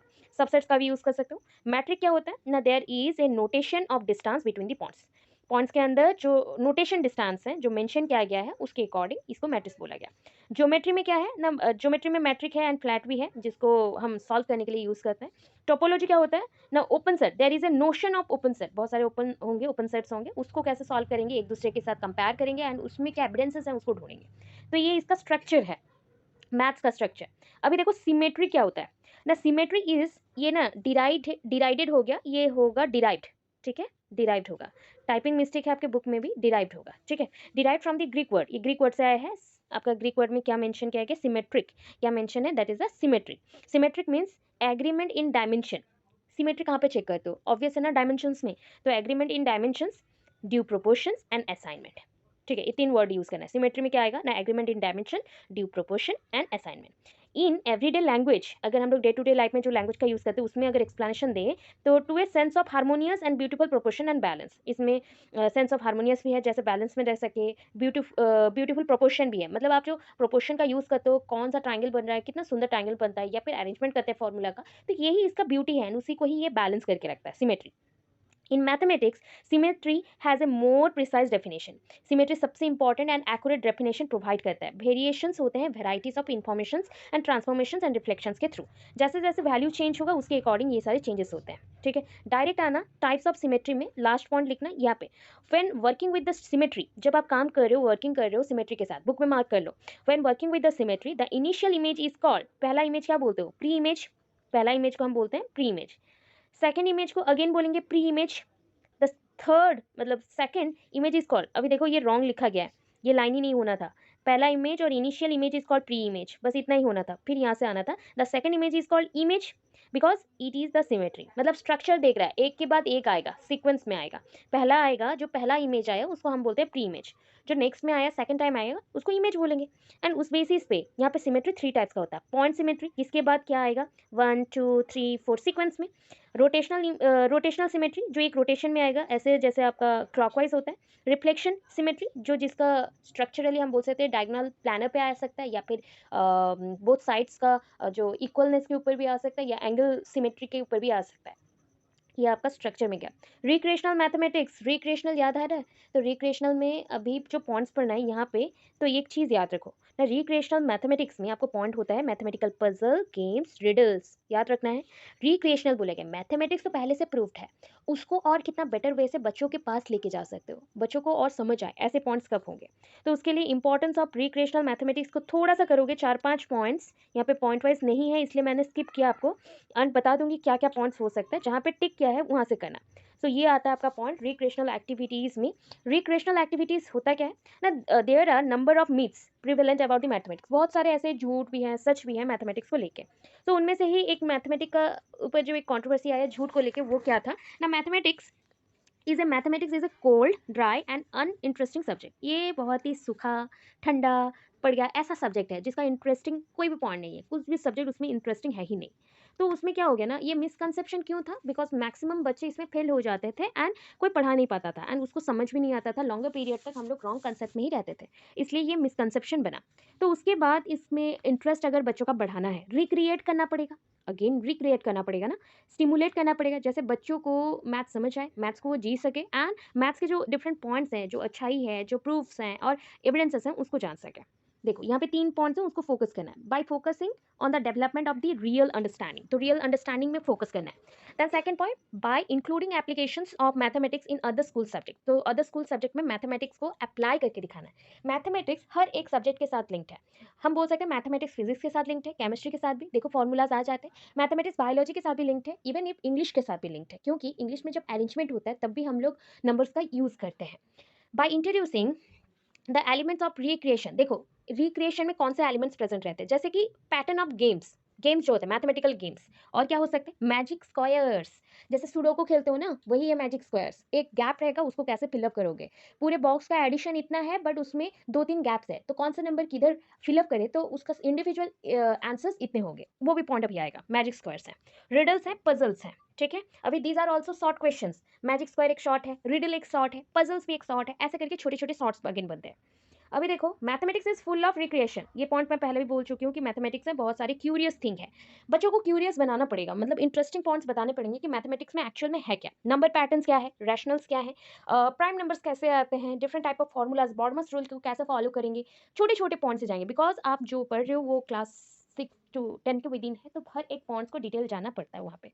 सो बच्चों को एनकरेज करना है रिक्रिएट करके, उनके लॉजिकल थिंकिंग को बढ़ाना है, इंडक्टिव एंड डिडक्टिव रीजनिंग को कैसे यूज करेंगे मैथमेटिक्स में उसमें बताना है। सो कंसीडर एक एग्जाम्पल दे रहे हैं, आप उसको कर सकते हो, जानती हूँ मैं मैथ्स के ही हूँ सारे। सो 0 × 9 + 1, तो ये देखो कितना है, जीरो के साथ जो भी मल्टीप्लाई होता है तो जीरो ही होता है, +1 है तो 1। फिर आया जीरो के पास, देखो साइड में रख दिया 1, अभी वैल्यू चेंज हो गया, जीरो का और कोई भी वैल्यू आगे बैठा है तो इसलिए कोई वैल्यू नहीं है, तो जीरो का वैल्यू गया, अभी 1 का वैल्यू को पकड़ के हम लोग करें इसलिए 11 हो गया। अभी 1 के बाद देखो 1 के पीछे कौन आता है, हम लोग 2, तो 1 2 को लिया एंड 1 2 मतलब 12 × 9 + 3 हो गया, वैसे सॉल्व हम लोग करते हैं तो ऐसा हमारे पास सीक्वेंस आता है, ये पैटर्न्स हैं एंड सो ऑन। तो ये ना मैजिक स्क्वायर्स और भी इंटरेस्टिंग चीज़ है, एंशियंट चाइना में, इंडिया में इसको यूज़ करते थे, स्टोन्स के ऊपर बॉक्स बना के डिफरेंट वे से फिलअप किया जाता था, ये मैंने पहले भी बोला हुआ है। तो मैजिक स्क्वायर आता है, magic square order 3 constant, magic square is, अगर उसका ऑर्डर 3 है, 3 कांस्टेंट है, देन मैजिक स्क्वायर ये 15 होगा, देखो ये, ठीक है। Even shorter ways of calculation create interest in mathematics, सबसे इंपॉर्टेंट चीज़ आप लोगों का यही है कि आप शॉर्ट पीरियड में भी मैथमेटिक्स को सॉल्व कर सकते हो, उसके शॉर्टर टेक्निक्स होते हैं, रूल्स होते हैं। अभी देखो मैथमेटिकल गेम्स में आ जाओ, यूजुअली अगर गेम्स बोलते हैं तो कब खेलते हो, लेजर पीरियड में, खाली समय पे। Many number of games have been developed in mathematics, बहुत सारे आगे, जैसे होता है ना एक मैथमेटिक्स में हम लोग गेम खेलते हैं कि एक बच्चे का एज इतना है और उसके बहन का एज उसके एज का डबल है, देन 10 साल के बाद दोनों का एज क्या होगा, तो ऐसे कुछ हम लोग खेलते हैं, तो वो सारे आपके मैजिक सॉरी मैथमेटिकल गेम्स में आ जाएंगे, ठीक है, आप सॉल्व कर सकते हो। तो नंबर ऑफ गेम्स हैं जिसमें विन करने को भी बहुत ही मजा आता है, and positive attitude towards the subject of mathematics increase होता है, बच्चों में माइन्यूट डिटेल्स भी आता है, एडिशन सब्सट्रैक्शन बहुत ही क्लियर होता है, even in multiplication also, thinking reasoning develop करता है, प्रॉब्लम सॉल्विंग करने के लिए वो कैपेबल हो जाता है। यहाँ पे कुछ स्टेप्स दिए गए, guessing the date and month of your birth, आपके बर्थ मंथ को जानना है। Step 1, ask your friend to multiply the date of his और हर बाई बर्थ बाई 20, ये स्टेप आप फॉलो कर लेना एंड सॉल्व हो जाएगा। Ask to add 73 to the resulting number obtain in step 1, step 1 में जितना आया उसके साथ 73 को ऐड कर दो। स्टेप 3 में multiple number obtain in step 2 by 5, उसके साथ मल्टीप्लाई कर देना है 5 को। Then again add serial number of the month, आपका मंथ का जो सीरियल नंबर है जो भी है उसको स्टेप 3 में ऐड कर दे रहा है, तो ये पॉइंट्स के अकॉर्डिंग क्या आ जाएगा आपका, आप डेट ऑफ बर्थ आ जाएगा। अभी देखो एग्जाम्पल, डायरेक्ट एग्जाम्पल में आ जाना, suppose the date of birth is 17 August, तो 17 × 20 340 आया, 340 + 73 को ऐड करना था सेकंड स्टेप में 413, स्टेप 3 में 15 से मल्टीप्लाई करना था 2063, देन नेक्स्ट में क्या आया 20, अरे 2063 नहीं आएगा, 2065 आएगा, 5 3 सा 15 है ना, ये रॉन्गली लिखा गया है, 5 होगा 2065। देन उसके साथ आपका सीरियल नंबर, अगस्त का सीरियल नंबर क्या है 8 को ऐड कर देना तो 2073 आ जाएगा। सो टू फोरकास्ट वी गेट 2073, अभी 2073 माइनस 365 मतलब 365 डेज को कर देना है, इक्वल्स टू 1708 लिखा गया। दिस गिव डेट 17, आपको 17 मिल गया एंड आपका मंथ भी मिल गया 08, ठीक है। पजल आएगा वैसे ही, पजल इन मैथमेटिक्स मीन्स, यहाँ पे मीन्स के आगे फिर से मी लिखा गया है, रॉन्ग है, उसको हटा देना, क्रॉस कर देना, means A statement apparently leading to a particular answer and result often seeming to be impossible, whereas by the means of deeper reasoning and analysis is found to give a different answer and the result together. ये नहीं चाहिए आपको। क्या है puzzle का मतलब होता है मैथमेटिक्स में, अगर कोई एक स्टेटमेंट है, सपोज स्टेटमेंट है, पर्टिकुलर एक आंसर को आपको निकालना है या फिर रिजल्ट निकालना है, ठीक है, इम्पॉसिबल लग रहा है कोई भी पॉइंट से उसको सॉल्व करने का, तो उसको डीपर वे से समझना पड़ेगा, धीरे धीरे उसको ओपन अप करो एंड डिफरेंट वे से आंसर्स को निकालने को ट्राई करो, आपका पजल सॉल्व हो जाएगा। ऑल टुगेदर उसको अगर मिक्स करोगे पजल सॉल्व हो जाएगा। Puzzles are also called brain teasers, आपका ब्रेन का डेवलपमेंट करता है, जितना आप सोल्यूशन निकालोगे उतना ही आपका ब्रेन कल्चर होगा एंड आपका power of thinking process develop होगा। रीजनिंग इन स्टूडेंट्स एग्जाम्पल है in the diagram given here, here many routes are, अच्छा ये आपका नहीं होना चाहिए, ठीक है, given here many routes are there from A to B, A to B के लिए बहुत सारे रूट दिए गए। If you are not allowed to go north west, आपको नॉर्थ वेस्ट जाना, नॉर्थ और वेस्ट जाने को अलाउ नहीं किया गया, देन क्या होगा? तो उसका सोल्यूशन ऐसे फॉर्मूलाज के थ्रू सॉल्व हो सकता है, या आप मुझसे बेटर कर सकते हो बिकॉज 5 हॉरिजॉन्टल एंड 4 वर्टिकल्स आएंगे, तो इसको सॉल्व करके हम लोग ले सकते हैं। आपका फॉर्मूलाज के अकॉर्डिंग 126 एंड आप कर सकते हो 5+4 का स्क्वायर रूट आपका जो रह गया root over, sorry square root बोलो, रूट ओवर, और इधर 5 का रूट ओवर इंटू 4 का रूट ओवर, पूरा सॉल्व करेंगे तो आपको मिल जाएगा। तो उस बेसिस पे कर सकते हो। तो इतना कुछ नहीं, अब बोलना एक बॉक्स होगा, जैसे एग्जाम्पल्स दे दिया वैसे ही याद करके कॉपी पेस्ट कर देना, बिकॉज ये आपका मैथमेटिकल पजल है। पजल थोड़ा सा सॉल्व, ऐसे अगर ऊपर से देखेंगे पजल कभी सॉल्व नहीं होता, अदरवाइज आप सुडोको दे सकते हो, नंबर्स वाला गेम दे सकते हो, ठीक है, वो भी आपका मैथ्स का पजल ही है, ठीक है। अभी देखो मैथमेटिकल रिडल्स क्या होता है, रिडल्स को ऐसा होता है ना, जैसे लाइन स्टेटमेंट दे दिया एंड उसको समझ के सॉल्व करना रहता है, ऐसे ही हम लोग रिडल्स बोलते हैं। So question with the clever and surprising answer are the popularly called riddles. एक क्वेश्चन मैंने पूछा, उसका अगर सरप्राइजिंग और अच्छा रिजल्ट आप देते हो, दैट मीन्स आप अच्छा एक आंसर देते हो, देन इसको हम क्या बोलते हैं? रिडल बोलते हैं। रिडल ऑलवेज आस्क करता है क्या, ऐसा क्वेश्चन जो कि आंसर अब उसमें ही छुपा हुआ है, वैसा मतलब रीजनेबली उसी रिडल्स में उसका आंसर है, एंड ये ना गेसिंग होता है, मतलब आप गेस करते हो इसके आंसर को। ये बहुत ही ओल्ड कंसेप्ट है, ठीक है, ओल्ड गेम्स में से एक भी है। Riddles not only create interest in learning of mathematics, they help in the development of logical thinking and reasoning. Logical thinking reasoning को भी आपका इंक्रीज करता है। सैम्पल ऑफ रिडल दिया गया है, देखो ऐसे आपको स्ट्रक्चर दे देगा एंड बोलेगा कि इतने 9 डॉट्स हैं, अरेंज किए गए हैं स्क्वायर्स में, देखो, एंड इसमें 3 रोज में फॉर्मेशन किया गया है। ड्रॉ 4 स्ट्रेट लाइन, 4 ऐसे स्ट्रेट लाइन को बनाने हैं। Segments the second beginning for the first and and the third beginning for the second and, जहाँ पे सेकंड वाला लाइन खत्म होगा, ठीक है, सेगमेंट द सेकंड बिगनिंग, जहाँ पे सेकंड स्टार्ट होगा वहाँ पे फर्स्ट खत्म होगा, एंड जहाँ पे सेकंड एंड होगा वहाँ पे फोर्थ वाला स्टार्ट होगा, जहाँ पे फोर्थ बिगिन हो रहा है वहाँ पे थर्ड एंड होगा, so that the each dot is on at least 1 line segment, सारे एक ही लाइन सेगमेंट में प्रेजेंट होंगे, ऐसा बोला गया। ऐसा आपको लिख के प्रैक्टिस करना है। लैंग्वेज ऑफ मैथमेटिक्स वहाँ पे कर चुके हो, उसी को लिख देना, हो जाएगा। और नहीं चाहिए। क्या इतना समझ आया? ये सुन लो, थोड़ा थोड़ा आया, कुछ आया कि नहीं आया? Yes ma'am, yes ma'am. Bore मत हो जाओ, मैं भी बहुत ही पेशेंस के साथ करवा रही हूँ, लास्ट है, ठीक है। आई नो दैट ये बहुत बड़ा कंसेप्ट था, थोड़ा थोड़ा करके कर लेते हैं, ठीक है, क्योंकि एंड करना है और टाइम नहीं मिलेगा। और आप लोग आज हो गया, देखो आज 12th है, आज अगर ख़त्म कर लेते हो तो कल के क्लास में मैं दूसरे बच्चों को पढ़ाऊँगी, और भी सोशल स्टडीज़ बाकी है तो उनका मैंने टच भी नहीं किया है, तो इसलिए आपका पहले ख़त्म करी, ठीक है। साइंस वालों का ख़त्म हो जाए तो मैं सोशल साइंस और सोशल स्टडीज़ पकड़ूंगी, तो इसलिए थोड़ा थोड़ा करके, क्या है ना, लास्ट मोमेंट में यही सारे आपको हेल्प करेंगे, थोड़ा थोड़ा जान लो फिर एंड कर देंगे, ठीक है, जितना हो पाए जान लेते हैं, ठीक है। देखो यहाँ से ही स्टार्ट हो रहा है, मैथमेटिक्स फॉर ऑल, इंपॉर्टेंट वाले करवा देते हैं, ठीक है, इंपॉर्टेंट वाले करवा देते हैं, कुछ बातें यहाँ पे ना। एक क्वेश्चन ऐसा आता है, what do you mean by dyscalculia, giftedness. अगर ना आपको याद रहता फर्स्ट सेमिस्टर का पढ़ाई तो मैं नहीं पढ़ाती, याद है गिफ्टेडनेस चाइल्ड, गिफ्टेड चाइल्ड होते थे, याद है कैसे यस इसको मैम। फोस्टरिंग करेंगे, यस, वो अगर याद है तो लिख सकते हो यहाँ पे। डिस्कैलकुलिया क्या है? लर्निंग डिफिकल्टीज में एक आता है डिस्कैलकुलिया, ठीक है। तो उनको कैसे कंट्रोल करना है, छोटा छोटा पॉइंट्स हैं आपके बुक में, यहाँ पे बहुत ज़्यादा दिया है, कहीं पे बहुत ही कम दे दिया, ऐसा है। कुछ क्वेश्चन का आंसर बहुत बड़ा कर दिया, कुछ क्वेश्चन का आंसर छोटा कर दिया, but these are the short questions, अगर एट ए टाइम आ गया तो ये लॉन्ग बन जाएगा। अब तो पहला क्वेश्चन कर लेते हैं स्पीड एंड एक्यूरेसी को लेके, तो यहाँ पे देखो डायरेक्ट आओ, speed and accuracy in mathematics, ठीक है। Speed and accuracy are most essential components in mathematics, सबसे इंपॉर्टेंट कंपोनेंट्स में से एक है आपका speed and accuracy. Problem solving के लिए कितने फ्रिक्वेंटली कर रहे हो, कितना जल्दी कर रहे हो, एंड कितना एक्यूरेट कर रहे हो, ये दोनों इंपॉर्टेंट होता है। अगर मैथमेटिक्स में सक्सेस पाना है तो ये दोनों ही इंपॉर्टेंट है। ये आपके फंडामेंटल आइडियाज़ में से एक है जो कि बच्चों के अटेंशन को ड्रॉ करता है एवरी रिलेवेंट ओकेजन में, ठीक है। इतने पॉइंट्स को मार्क कर लो पहले, इतने पॉइंट्स चाहिए, इंपॉर्टेंट है, ठीक है। देन नेक्स्ट आ जाओ, ठीक है। स्पीड एंड एक्यूरेसी के कुछ पॉइंट्स लिखना है। रिलेटेड टू कंसेप्ट लिख सकते हो, concept of speed and accuracy. अभी देखो, आस्किंग फॉर सॉल्विंग क्वेश्चंस, बच्चों को पूछो क्वेश्चंस कैसे सॉल्व कर सकते हैं इफेक्टिवली और very widely with the topics involve, sometimes varies even with in that. अभी कैसे लिखेंगे इस पॉइंट को, ऐसे लिख सकते हैं, asking for solving question effectively with very wide topics, with very wide topics, यहाँ पे end कर लेना है। Next, calculation speed plays a very important role in mathematics. Some people think that people should have the natural ability to calculations first और calculate it, to do calculation first, और that is true at the some extent. कुछ जगह पे ये सोचा जाता है कि जो लोग होते हैं बहुत जल्दी जल्दी क्या करते हैं, सॉल्व कर सकते हैं, कैलकुलेट कर सकते हैं। तो हाँ, ह्यूमन कंप्यूटर्स हैं, ह्यूमन ब्रेन को ऐसा बनाया गया है, एक एक गिफ्टेड बच्चे हैं जो कि ऐसे ह्यूमन ब्रेन को, मतलब अपने ब्रेन को कल्चर कर चुके हैं, जो उनको कैलकुलेशन दो वो फटाफट क्विकली मल्टीप्लाई करके दिखाएंगे, जितने बड़े नंबर हो जाए वो कैलकुलेट एडिशंस कर सकते हैं बहुत फास्टर वे से। ठीक है, नेक्स्ट पॉइंट पे आ जाओ।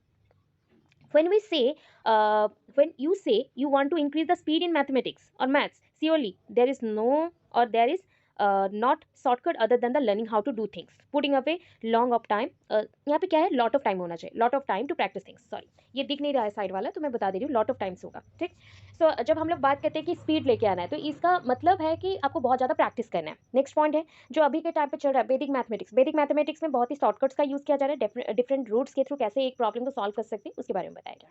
ठीक है, तो आपको क्रिएटिव होना पड़ेगा, आपके माइंड को क्रिएटिव करना पड़ेगा एंड बहुत सारे एक्सप्लोर करने पड़ेंगे। अभी देखो, ways and means of developing accuracy कैसे कर सकते हैं, इसको ना खुद से एक्सप्लेन कर लेना, आपको पढ़ना नहीं पड़ेगा, कम पढ़ने से हो जाएगा। जैसे हैबिट फॉर्मेशन, हैबिट फॉर्मेशन क्या है, तो आप ना मैथमेटिक्स को समझ लो ये साइंटिफिक पार्ट है, क्योंकि इसमें भी एक्सपेरिमेंट करना पड़ रहा है, इसमें भी प्रूव करना पड़ रहा है, एविडेंसेस ढूंढने पड़ रहे हैं और डिफरेंट वे से एनालाइज करना पड़ेगा, सो दैट ये हैबिट को डेवलप करना पड़ेगा एक्यूरेसी लाने के लिए रिजल्ट्स में।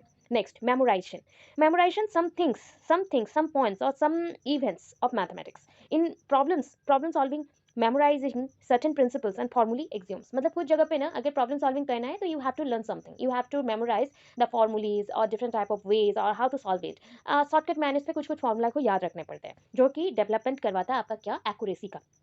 Making the student to copy figures and numbers correctly, जैसे बच्चे क्या कर सके, फिगर्स को कॉपी कर सके एंड नंबर्स को करेक्टली लिख सके, उस पर ध्यान दीजिए। अगर एक नंबर चेंज हो गया तो उसका जो अमाउंट है, प्रोडक्ट है, वो भी चेंज हो जाएगा, तो इस पर ध्यान देना पड़ेगा। समटाइम्स क्या होता है ना, इम्प्रॉपरली अगर अरेंजमेंट हो जाए तो इन एक्यूरेसी भी आ जाता है। Then cultivate the habit of verification of results after the formation और after the creation of the result, you have to check again, you have to check again. ठीक है, फिर से आपको चेक करना पड़ेगा properly, so you have to verify your point step wise manner and if any mistake is occurred in any point then you have to clear it and replace with the another point. ठीक है, replace भी करना पड़ेगा, इस point को correction बोलते हैं। If अगर आप करेक्शन करना नहीं जानते हैं तो आपको प्रॉब्लम आएगा। Then encourage to understand the analysing और एनालिसिस ऑफ प्रॉब्लम। पहले तो ये चीज़ हमेशा हर एक साइंस पार्ट में है, मैथमेटिक्स में भी है। जब भी आपको एनकरेज किया जाए कि कुछ चीज़ों को समझो तो ट्राई करो कि प्रॉब्लम को एनालाइज करने में क्या है प्रॉब्लम, क्या है क्वेश्चन आज क्या कर रहा है, रिक्रिएट है तो क्रिएट क्या होगा, प्रॉब्लम सॉल्विंग है तो सॉल्व क्या करना है प्रॉब्लम्स को, उसके लिए कौन से स्टेप्स ले सकते हो, आप अपने लाइफ में क्या क्या करते हो। तो वैसे ही मैथ्स भी वैसी चीज़ है। तो before try to solve out a problem, try to think about this problem, what is the problem, what is the reason behind this problem, क्यों हो रहा है, क्या है, उसका आंसर कितने वे से हो सकता है। अगर मल्टीपल है दैट डाइवर्जेंट, एंड अगर बहुत ही चेक करके आए बट एक ही आंसर में पहुंच रहे हो तो that is a convergent. So as per this rule, you have to check a lot, and after that, after analysis of your problem, you can solve anything. You can understand the problem. If you understand your problem, then you can solve it easily. Encouraging the correct computation. Computation मतलब calculate करना, proper way से calculate करना. So students को discourage मत करो calculation करने के लिए, because अगर discourage कर दोगे, so always he or she wants to freak out the things and try to make the things very calculative with the calculators. Manipulative, this is called manipulation. So manipulative हो जाएगी और हो जाएगा, वो try करेगा calculators दे दो मैं solve कर लूँगा हर एक चीज़ को, ये डिस्करेज हो गया, करेक्ट थिंग्स को भी वो कर नहीं पाएगा और कभी। देन आएगा train the student in accuracy. अगर बच्चे को सही करना है तो बच्चे को ट्रेनिंग दो, इसमें बार बार प्रैक्टिस कराओ, तब जाके बच्चा क्या होगा, बच्चे को अगर अलाउ करोगे बहुत थिंग्स में तो वो डेवलप करेगा। ये पॉइंट्स हैं, एक्यूरेसी डेवलप करेगा। Diagnostic testing and remedial teaching. Diagnostic testing क्या होता है, अगर प्रॉब्लम्स को देख के उसको सोल्यूशन देते हो तो that is called the diagnostic testing.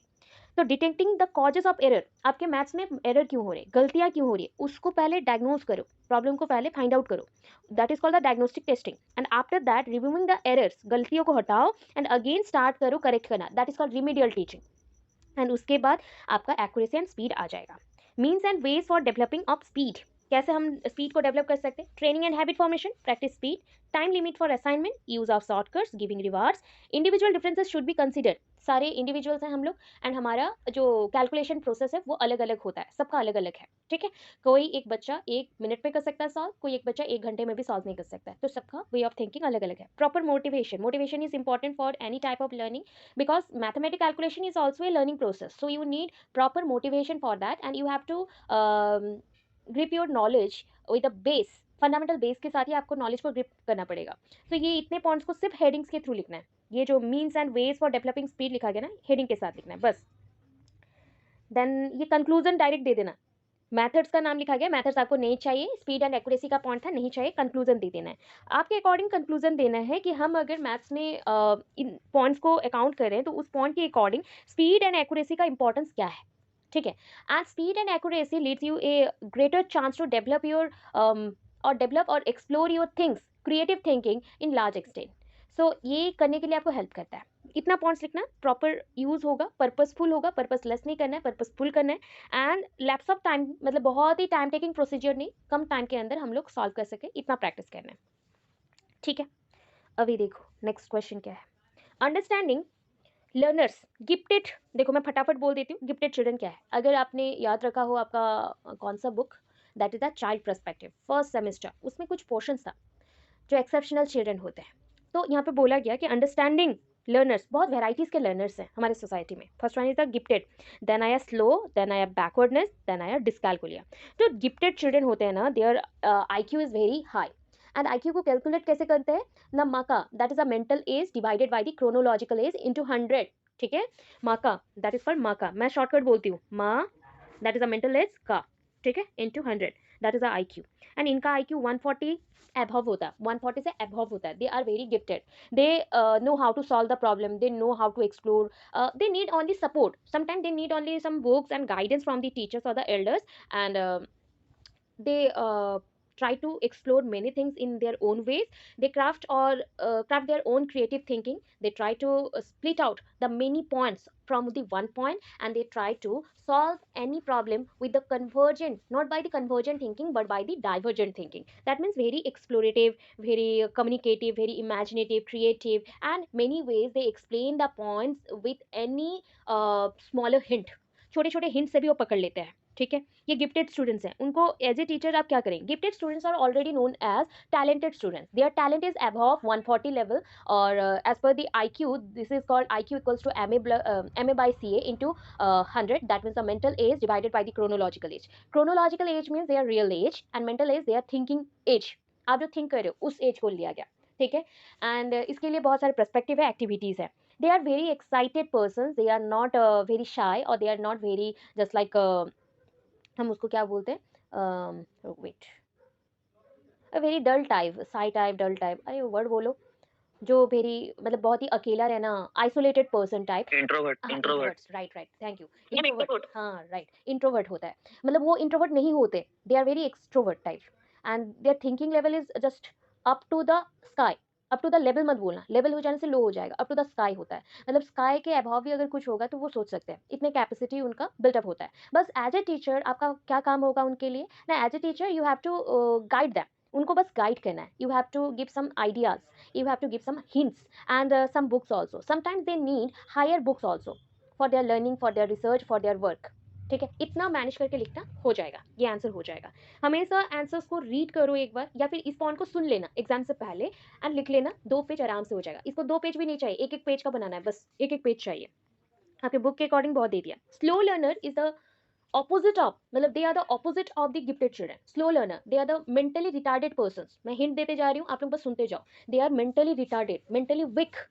They are not a strong creative thinkers, or they are not strongly understandable person. They are very slow in learning process or writing process. Their learning is just like average type or below the average, and they are not able to understand any point in a quick process or in a short period of time. जल्दी से वो समझ नहीं पाते, short period में नहीं समझ पाते। एंड स्लो लर्नर्स को हम लोग स्ट्रगलिंग लर्नर्स भी बोलते हैं, because they struggle a lot for understanding something, to understand something, ठीक है? कोई भी चीज़ समझना है ना, बहुत मेहनत करते हैं।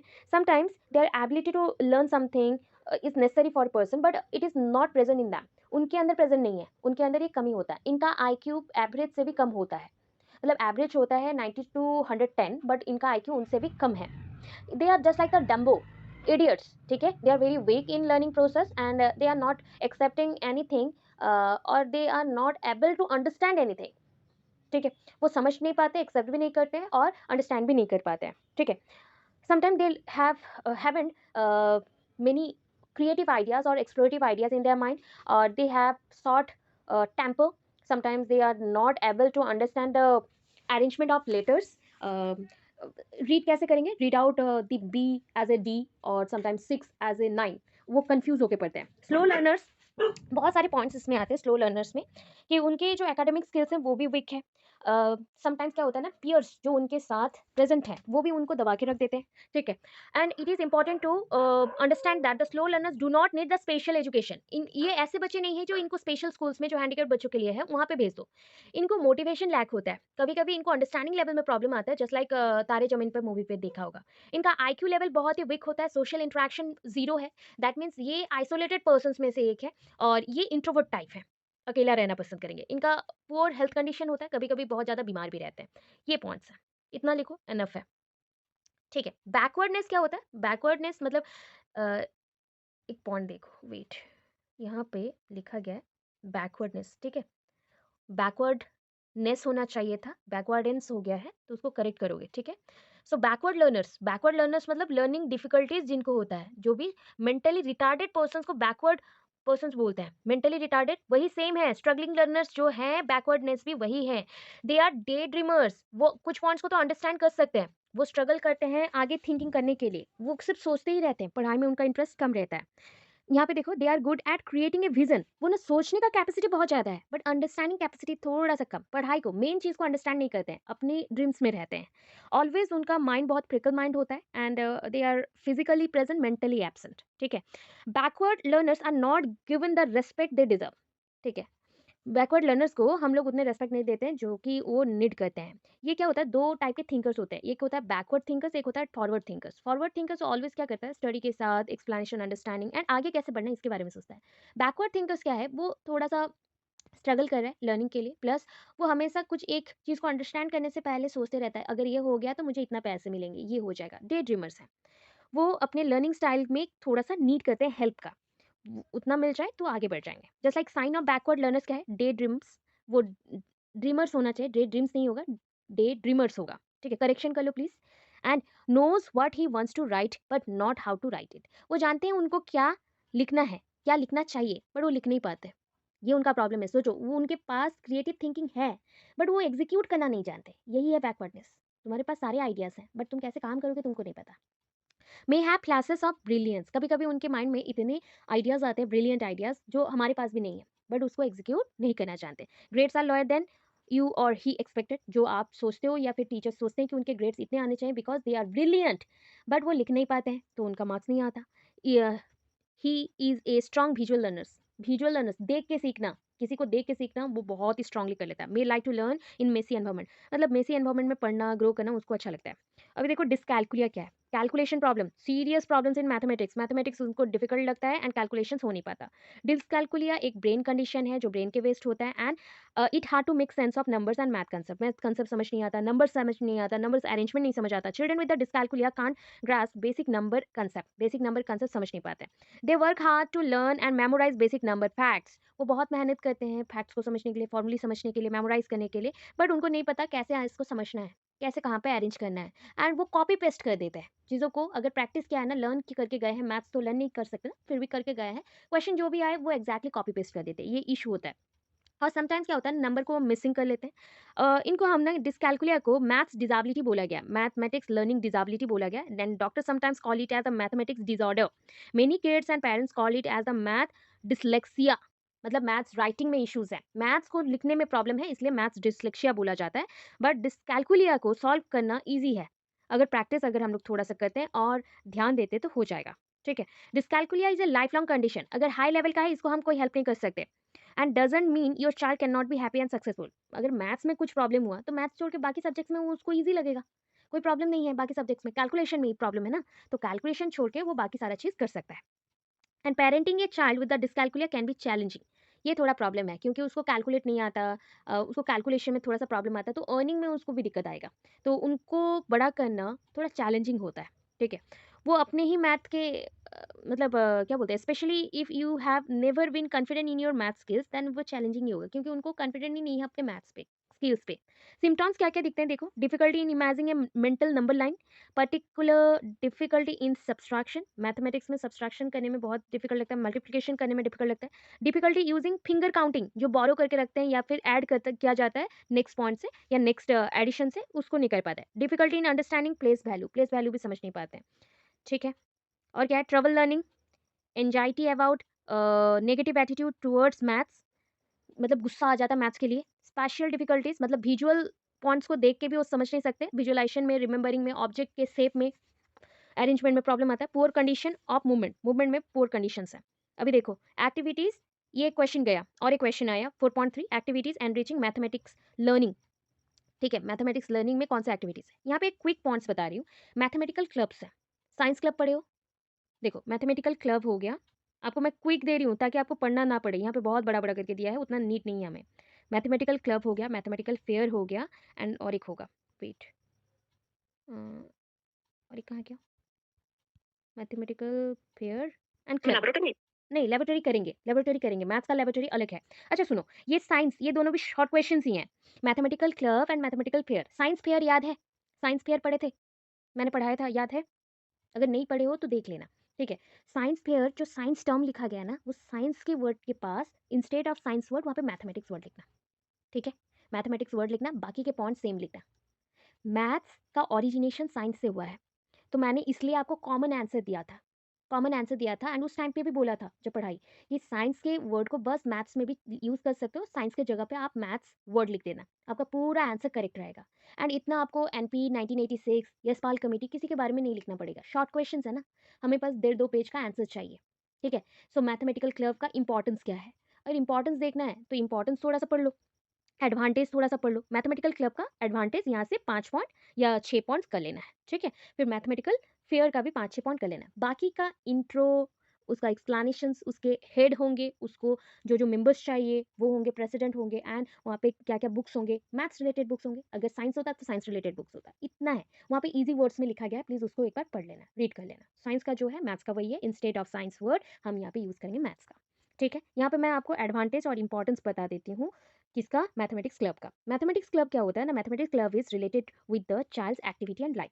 क्लब बोला गया ना, हम क्लब क्यों जाते हैं, जो हमारे लाइफ के साथ जुड़ा रहेगा उसी क्लब में जाएंगे जहाँ से हमें हैप्पीनेस मिलेगा, थोड़ा सा आइडियाज़ मिलेगा, 10 लोगों से मिलोगे तो 10 वेराइटीज़ के ओपिनियंस भी मिलेंगे और वेराइटीज़ के आइडियाज़ मिलेंगे। It helps in arousing and maintaining interest in the student in the study of mathematics. तो बच्चों में मैथमेटिक्स का डेवलपमेंट हो, उसका इंटरेस्ट एरोज होगा, मेंटेन कर सकेंगे उनके इंटरेस्ट को भी। It helps in proper utilisation of the leisure time, खाली समय का कैसे उपयोग करें इसके बारे में बताएगा। It wider the outlook of the student, बच्चों के आउटलुक को ये क्या करता है, बढ़ाता है, मतलब कितने पॉइंट्स को वो वाइडर सेंस में यूज कर रहा है, बहुत ही ब्रॉडर सेंस में, एंड उसी को अप्लाई करने के लिए बोल रहा है, मतलब मैथ्स के नॉलेज को अप्लाई करोगे डिफरेंट पॉइंट्स पे, लाइफ के डिफरेंट सिचुएशंस पे। Heuristic and problem solving, heuristic मतलब जानते हो, जो कि टोटल होता है, होल, कंप्लीट कंप्लीट एक मैथड्स का जैसे इसको यूज कर रहे हो, प्रॉब्लम सॉल्विंग एटीट्यूड भी डेवलप हो रहा है बच्चों में। It provides to reach objectives of effective domain, effective मतलब फील करना, पहले नॉलेज डोमेन का काम होगा तभी तो इफेक्टिव डोमेन में आओगे एंड इस ऑब्जेक्टिव तक पहुंचेंगे। एक दूसरे के साथ आप कोऑपरेटिव रहेंगे so that many mathematical points को इनकलकेट कर सकेंगे अपने माइंड में, इम्बाइब कर सकोगे, इम्बाइब एब्जॉर्ब लिख सकते हो, एब्जॉर्ब। बस ये 4-5 पॉइंट्स मैंने, 6 पॉइंट्स बोल दिए, 6-7 पॉइंट्स बोल दिए, इतना कर लेना, उसकी इंपॉर्टेंस में ऐड कर देना, हो जाएगा, ठीक है। जिनको समझ नहीं आया फिर से बोल रही हूँ, मैंने साइंस का क्लब पढ़ाया था, साइंस फियर, साइंस एग्जीबिशन पढ़ाया हुआ है, तो वहाँ पे आपको कोई भी एक आंसर अगर पिक कर रहे हो साइंस क्लब का, देखना साइंस क्लब के वर्ड, जो साइंस वर्ड है उसके इंस्टेड पे मैथमेटिक्स यूज कर लेना, हो जाएगा आंसर, बन जाएगा। प्लस ये इंपॉर्टेंस को वहाँ पे 6 या 7 पॉइंट्स को ऐड कर देना, आपका 2 पेज का आंसर बन जाएगा पूरा, ठीक है। ज़्यादा एक्स्ट्रा नहीं लिखना, यहाँ पे बहुत एक्स्ट्रा दिया गया है, नहीं चाहिए हमें। मैथमेटिक्स फेयर है, पता है फेयर क्या होता है, मेला बोला गया ना, अभी ये वन काइंड ऑफ एग्जीबिशन भी है। एक टाइप का फेयर भी है। अगर मैं बोलूँ साइंस फेयर, उसी का पॉइंट्स को यहाँ पे भी ऐड कर सकते हो। फिर भी मैं थोड़ा-सा बोल देती हूँ। यहाँ पे डायरेक्ट आप फेयर के बारे में देखो, mathematics is crucial not only for the success in school but it being an informed citizen, being productive in one's chosen career in and in personal. इतना पॉइंट्स नहीं लिखना है। Mathematics is a point through which you can do your mathematics in no one can perform it. मतलब अगर आप अपना mathematics को समझते हो ना प्रोडक्टिव वे से, जिस वे से आप मैथमेटिक्स करोगे, मे बी दूसरे लोग उस वे से मैथमेटिक्स को फॉलो ना करें। इतना पॉइंट्स लिखना, ठीक है। फिर यहाँ पे आ जाना आप, इन डे टू डेज जो पॉइंट चल रहे हैं, जो नीड है, उसके बेसिस पे टेक्नोलॉजिकल वर्ल्ड पे हमें क्या चाहिए, ग्रेटर डिमांड ऑफ मैथमेटिक्स है। मैथमेटिक्स का डिमांड इंक्रीज हो रहा है day by day. So individual try to explore their points, creative ideas increase होंगे। देखो रिपीटेशन हो रहा है पॉइंट्स का, तो इसलिए हमें क्या चाहिए, एक कम्प्लेक्स सिचुएशंस को हैंडल करने के लिए एक साइंस फेयर जैसे होता है, तो वैसे एग्जामिनेशन पॉइंट्स को और ज़्यादा सॉल्व करने के लिए, मैथमेटिकल एग्जाम्स को और ज़्यादा सॉल्व करने के लिए हमें भी एक फेयर करना चाहिए मैथमेटिक्स का, जिसमें हम बच्चों को बता सके कि एक पॉइंट को कैसे डिफरेंट वे से सॉल्व कर सकते हो, कितने पॉइंट्स को आप इजीली हैंडल कर सकते हो, ये बताना है। So mathematics fair provide a platform, यहाँ से आया पॉइंट, देखो यहाँ पे है, mathematics fair provide a platform for understanding, समझने के लिए आपको हेल्प करता है। एप्लीकेशन ऑफ नंबर्स, नंबर्स को कैसे हेल्प यूज करोगे, operation, algebra, geometry, measurement, data analysis, problem solving and reasoning skills as a top priority, इसको कैसे लेना है प्रोवाइड करता है इसके लिए प्लेटफॉर्म, कि ये सारी चीज़ों को कैसे समझोगे। बच्चों के अंदर मोटिवेट करना है एंड फोस्टर करना है इंटरेस्ट को। जैसे मैथमेटिकली अगर कोई बच्चा बैकवर्ड थिंकिंग रखता है, अगर वीक है, तो उसको हम प्रमोट कर सकते हैं इनोवेटिव आइडियाज़ के through. Innovative ideas among students they सकते हैं, चैलेंज कर सकते हैं उनके ब्रेन को कि वो डेवलप करे। और गिफ्टेड स्टूडेंट्स यहाँ पे रहेंगे जो फेयर में और ज़्यादा ओपिनियन शेयर करने में हेल्प करेंगे। एडवांटेज लिख दो 6-7 पॉइंट्स, एंड यहाँ पे according to professor Jain Kapoor, ये सब कुछ नहीं लिखना है। बस आपको डिफरेंट लेवल्स में कैसे होता है मैथ्स का, वो थोड़ा सा लिख लेना है, थोड़ा थोड़ा करके, ज़्यादा नहीं, ठीक है। यहाँ पे पॉइंट्स देखो क्या है, ठीक है। There is nothing to fear but fear itself, ये कोई डरने का बात नहीं है, बट डर लगता है, ठीक है, उसी में ही डर छुपा हुआ है। सो फेयर, ठीक है, fairs provide a strong foundation, मतलब आपको ये बोल रहा है कि मेला है, किसका मेला है, मैथ्स का। यहाँ पे डिफरेंट टाइप ऑफ कंसेप्ट को लेके किया गया है, ये वन काइंड ऑफ एग्जीबिशन है। अगर कहीं पे क्वेश्चन आ गया ना कि मैथमेटिकल एग्जीबिशन, तो फेयर वर्ड की जगह पे एग्जीबिशन लिख दो, हो जाएगा, पूरा करेक्टली आंसर बैठ गया, फिट हो जाएगा। So it provide students can be taught by instructor, यहाँ पे भी टीचर्स ही पढ़ाएंगे, इंस्ट्रक्टर पढ़ाएंगे जो डिफरेंट स्कूल से आए हैं, डिफरेंट पॉइंट्स को लेके, टॉपिक्स को लेके पढ़ाएंगे, जिसका वास्ट नॉलेज बच्चों को मिल जाएगा फ्रीली। टेक्निक्स बताएंगे, ट्रेनिंग देंगे बच्चों को कि वो टेक्नोलॉजी का भी कैसे यूज़ कर सकते हैं, बस टेक्निक का कैसे यूज़ कर सकते हैं। It develops good rapport between the teacher and student, teacher student के अंदर रिलेशनशिप अच्छा रहेगा। It creates and sustain interesting among students, बच्चों के अंदर इंटरेस्टिंग जो इंटरेस्ट बढ़ेगा। It makes math fun, fun बन जाएगा, मतलब मैथ को और इजी कर दिया गया, फन हो गया। मतलब होता है ना, एक टाइम पे हम लोग रिपीटेडली हर चीज़ को पढ़ते पढ़ते पढ़ते पढ़ते थक जाते हैं, तो उसको बोलते हैं मोनोटोनी। तो मोनोटोनस लाइफ से हमको निकाल के और एक अच्छे लाइफ में ये भेज रहा है, जहाँ पे एक्सप्लोरेटिव हो सकता है। ये इन्वॉल्व क्या क्या करता है, देखो प्रोजेक्ट जो कि मिलजुल के करना है, ज्योमेट्री के ऊपर, एल्जेब्री के ऊपर, डिफरेंट कंसेप्ट्स को लेके कर सकते हैं, ठीक है। It inspire students community, it prepare students for a profession, it develops competitive spirit among students, ठीक है। इतना पॉइंट्स लिखो, एनफ है। यहाँ पे देखो ऑर्गेनाइजेशन मैथमेटिकल और mathematics fair at the different levels कैसे कर सकते हैं। अगर इंस्टीट्यूशन लेवल्स में है, इंस्टीट्यूशनल लेवल्स, तो स्कूल्स में होगा, तो यहाँ पे टीचर एंड पीपल मिलके ये सारे करेंगे, एंड वो एक दूसरे से क्या करेंगे, प्रोजेक्ट्स के ऊपर और डिफरेंट टाइप ऑफ टॉपिक्स के ऊपर डिस्कशन करेंगे। टीचर यहाँ पे इंस्ट्रक्टर का काम करेगा एंड टीचर एक्सप्लेन करेगा एवरी पॉइंट बच्चों को, ठीक है। प्लानिंग, इसके लिए प्लानिंग करना है, पहला तो एक चीज़ है, स्कूल्स के अंदर अगर फेयर करना है इंस्टीट्यूशनल लेवल पे, तो उसका ऑब्जेक्टिव्स जानो, फेयर करने का क्या ऑब्जेक्टिव्स है, उसका स्कोप क्या होगा, प्रोसीजर कैसा होगा, फाइनेंस क्या होगा, place, time, duration, category of exhibit, देखो मैंने एग्जिबिट बोला था, क्या शो करना है, कौन से मॉडल्स, कौन से नॉन वर्किंग मॉडल्स, चार्ट, ऐसे अदर फैक्टर्स एंड फैसिलिटीज़ भी हैं। डिस्ट्रीब्यूशन ऑफ वर्क, सारे बच्चों को आप अगर क्लास वाइज एग्जिबिट करवा रहे हो, तो उनको टाइम भी दे दो उस अकॉर्डिंग, एंड टीचर्स को भी डिवाइड कर दो डिफरेंट डिफरेंट वर्क्स में। इंडिविजुअल ग्रुप्स को भी रख दो जो फेयर को अरेंजमेंट करेंगे और डिफरेंट वर्क को अरेंज करेंगे, ठीक है। छोटा छोटा पॉइंट करके एग्जीक्यूशन, अभी देखो डिफरेंट कमिटीज बन गया जो एग्जीक्यूट करेंगे इस प्लानिंग को, फेयर का प्लानिंग को, जस्ट लाइक डेमोन्स्ट्रेशन देंगे, टॉक्स देंगे, चार्ट्स बनाएंगे, कलेक्शन करेंगे डिफरेंट मॉडल्स को, ग्राफ्स, पिक्चर्स एक्सेट्रा, जिसके थ्रू आपका जो फेयर है मैथमेटिकल फील्ड में वो बहुत अच्छा से हो जाए और बच्चों को मैक्सिमम नॉलेज मिल जाए उस एक दिन के फेयर में भी। जजिंग करेंगे after completing of different type of programmes under that mathematical fair, we have to जज the what is the approach of mathematics, तो मैथमेटिकल अप्रोच को समझना, ओरिजिनलिटी को रखना, ओरिजिनलिटी था या नहीं था चेक करना, टेक्निकल स्किल्स एंड वर्कमैनशिप को रखना, थॉरोनेस, ड्रामेटिक वैल्यूज को डेवलप करना, पर्सनल इंटरव्यू करना, ये सारे पॉइंट्स रहेंगे जजिंग के लिए। अगर नेक्स्ट हायर लेवल्स में आया, सेम लिखोगे, बाकी इंस्टीट्यूशंस की जगह पे हायर लेवल्स लिखना, ठीक है? ये ट्रिक दे रही हूँ आपको, क्योंकि आंसर सेम ही रहता है घुमा-फिरा के और अंदर वही पॉइंट्स ही रहने चाहिए, आगे-पीछे करके रहते हैं, बस। सो एट नेक्स्ट हायर लेवल वही होगा। देखो, यहाँ पे क्या-क्या इंक्लूड होता है, कहाँ पे हमें करना पड़ता है, जैसे टाउन में कर लिया, मंडल या फिर डिस्ट्रिक्ट में क्या, स्टेट में क्या है और नेशनल लेवल्स पे क्या है। उसमें भी वही रहेगा, जजिंग करना, प्रिपरेशन करना, एग्जीक्यूशन करना, वही पॉइंट्स रहता है, ऑर्गेनाइज़ करना, ठीक है? अभी देखो mathematics talent search examination, mathematics Olympiads होते हैं, यू नो दैट। बहुत सारे ओलंपियाड्स हैं मैथ ओलंपियाड, जैसे कि नेशनल टैलेंट सर्च होता है। टैलेंट सर्च समझ रहे हो ना, it is for the gifted students. मैं फटाफट छोटे-छोटे पॉइंट्स बोल रही हूँ।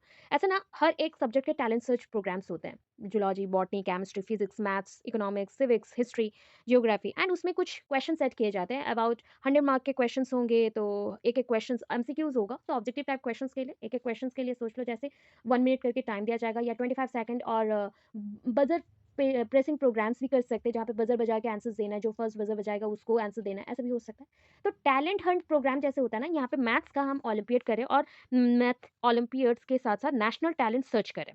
ये national talent search program start हुआ था बाय द एनसीईआरटी।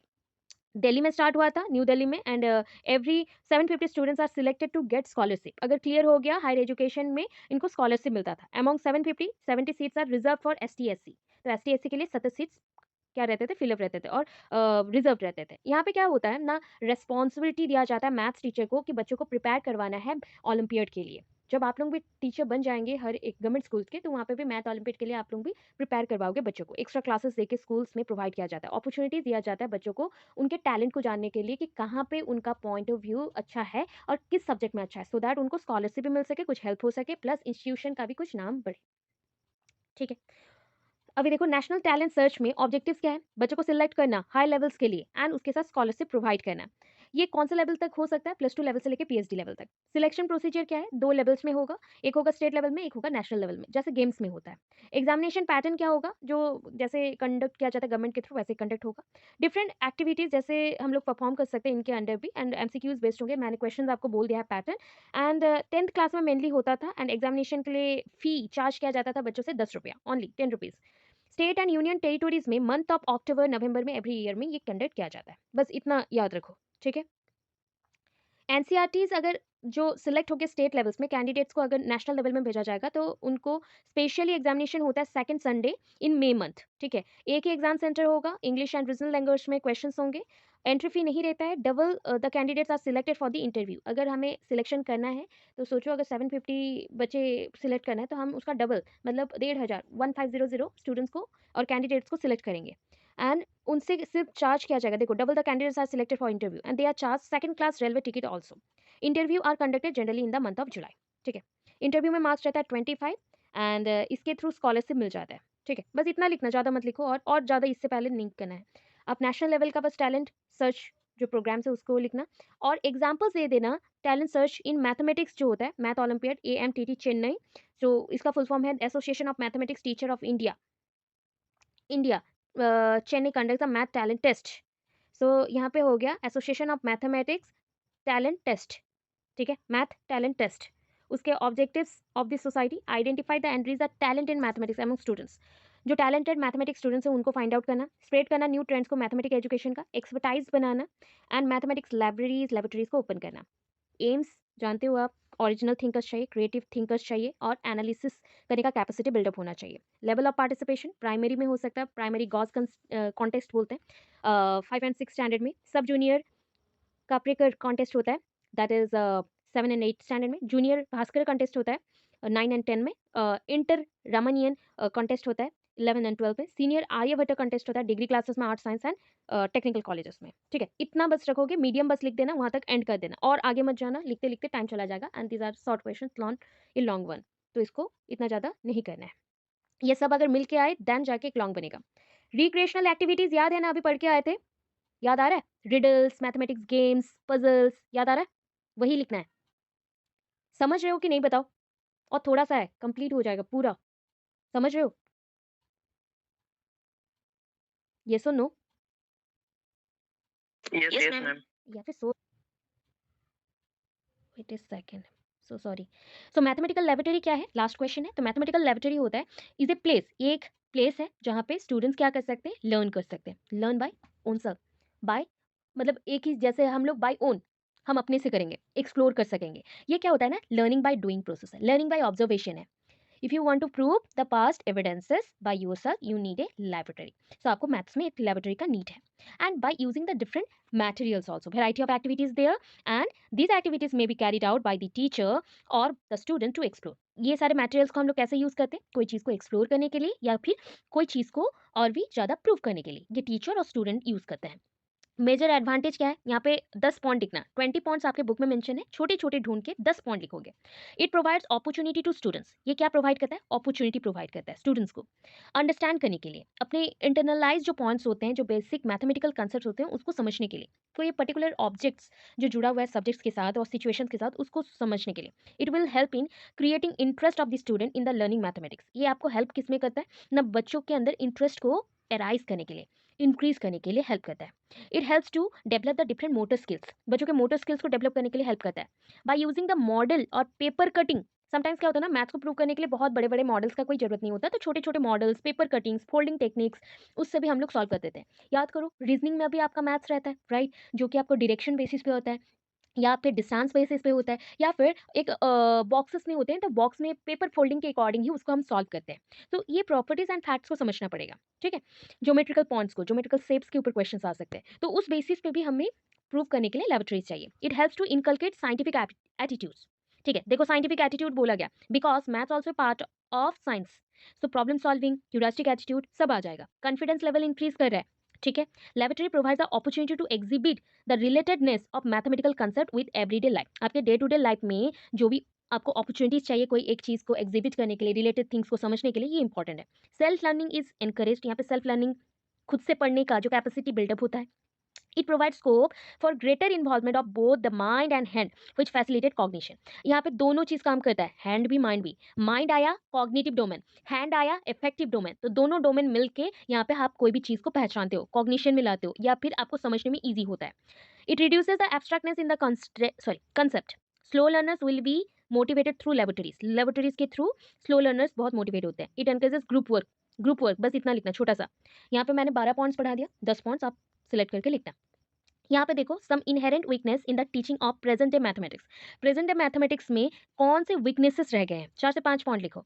जैसे कि यूटिलिटी वैल्यू, मतलब यूटिलाइजेशन कैसे करना है लेबोरेटरीज का पता नहीं है, नेग्लेक्ट हो गया।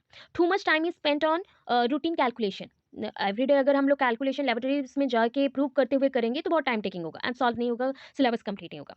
It is far remove from the application, use कैसे करना है, अप्लाई कैसे करना है, वो उसके बारे में नहीं बताया गया। टू गेट पास और मार्क्स इन मेन गोल, यहाँ पे पास होना या मार्क्स लेना ही मेन गोल है। स्टूडेंट्स आर पैसिव लर्नर, यहाँ पे भी स्टूडेंट्स पैसिव लर्नर रहेंगे बिकॉज टीचर समझाएंगे और स्टूडेंट्स देखते रहेंगे, कुछ करेंगे नहीं। It is taught as a isolated subject, ये एक डिफरेंट सब्जेक्ट जैसा बताया गया। 4 से 5 पॉइंट मैंने बता दिया, ठीक है, इतना करो।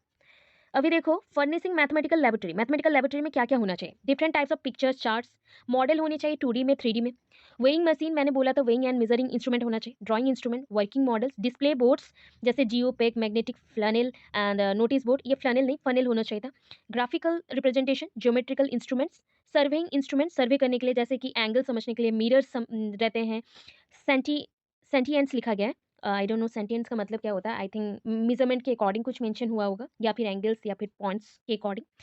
Plane table, hypsometer, that is a hypsometer actually, hypsometer, clinometers, level transits, ये सारे मैथमेटिकल्स के होंगे, आपको ज़्यादा समझ आया होगा बिकॉज मेरा मैथ्स पेडागोजी, पेडागोजी तो अलग पॉइंट है, बट ये सारे इंस्ट्रूमेंट से मैं एक्वांटेड नहीं हूँ, तो एक दो ही मैं बता सकती हूँ, जैसे कि एंगल मिरर मैं जानती हूँ, लेवल्स वो भी जानती हूँ, प्लेन टेबल्स इसका यूज भी मुझे पता है, तो वो सब आप लिख लेना। ये सारे सर्वेइंग इंस्ट्रूमेंट्स हैं and same other useful matters, sorry some other useful matters, और भी यूजफुल मैटेरियल्स हो सकते। हो गया। अभी और एक क्वेश्चन है रेसिप्रोकल, ठीक है।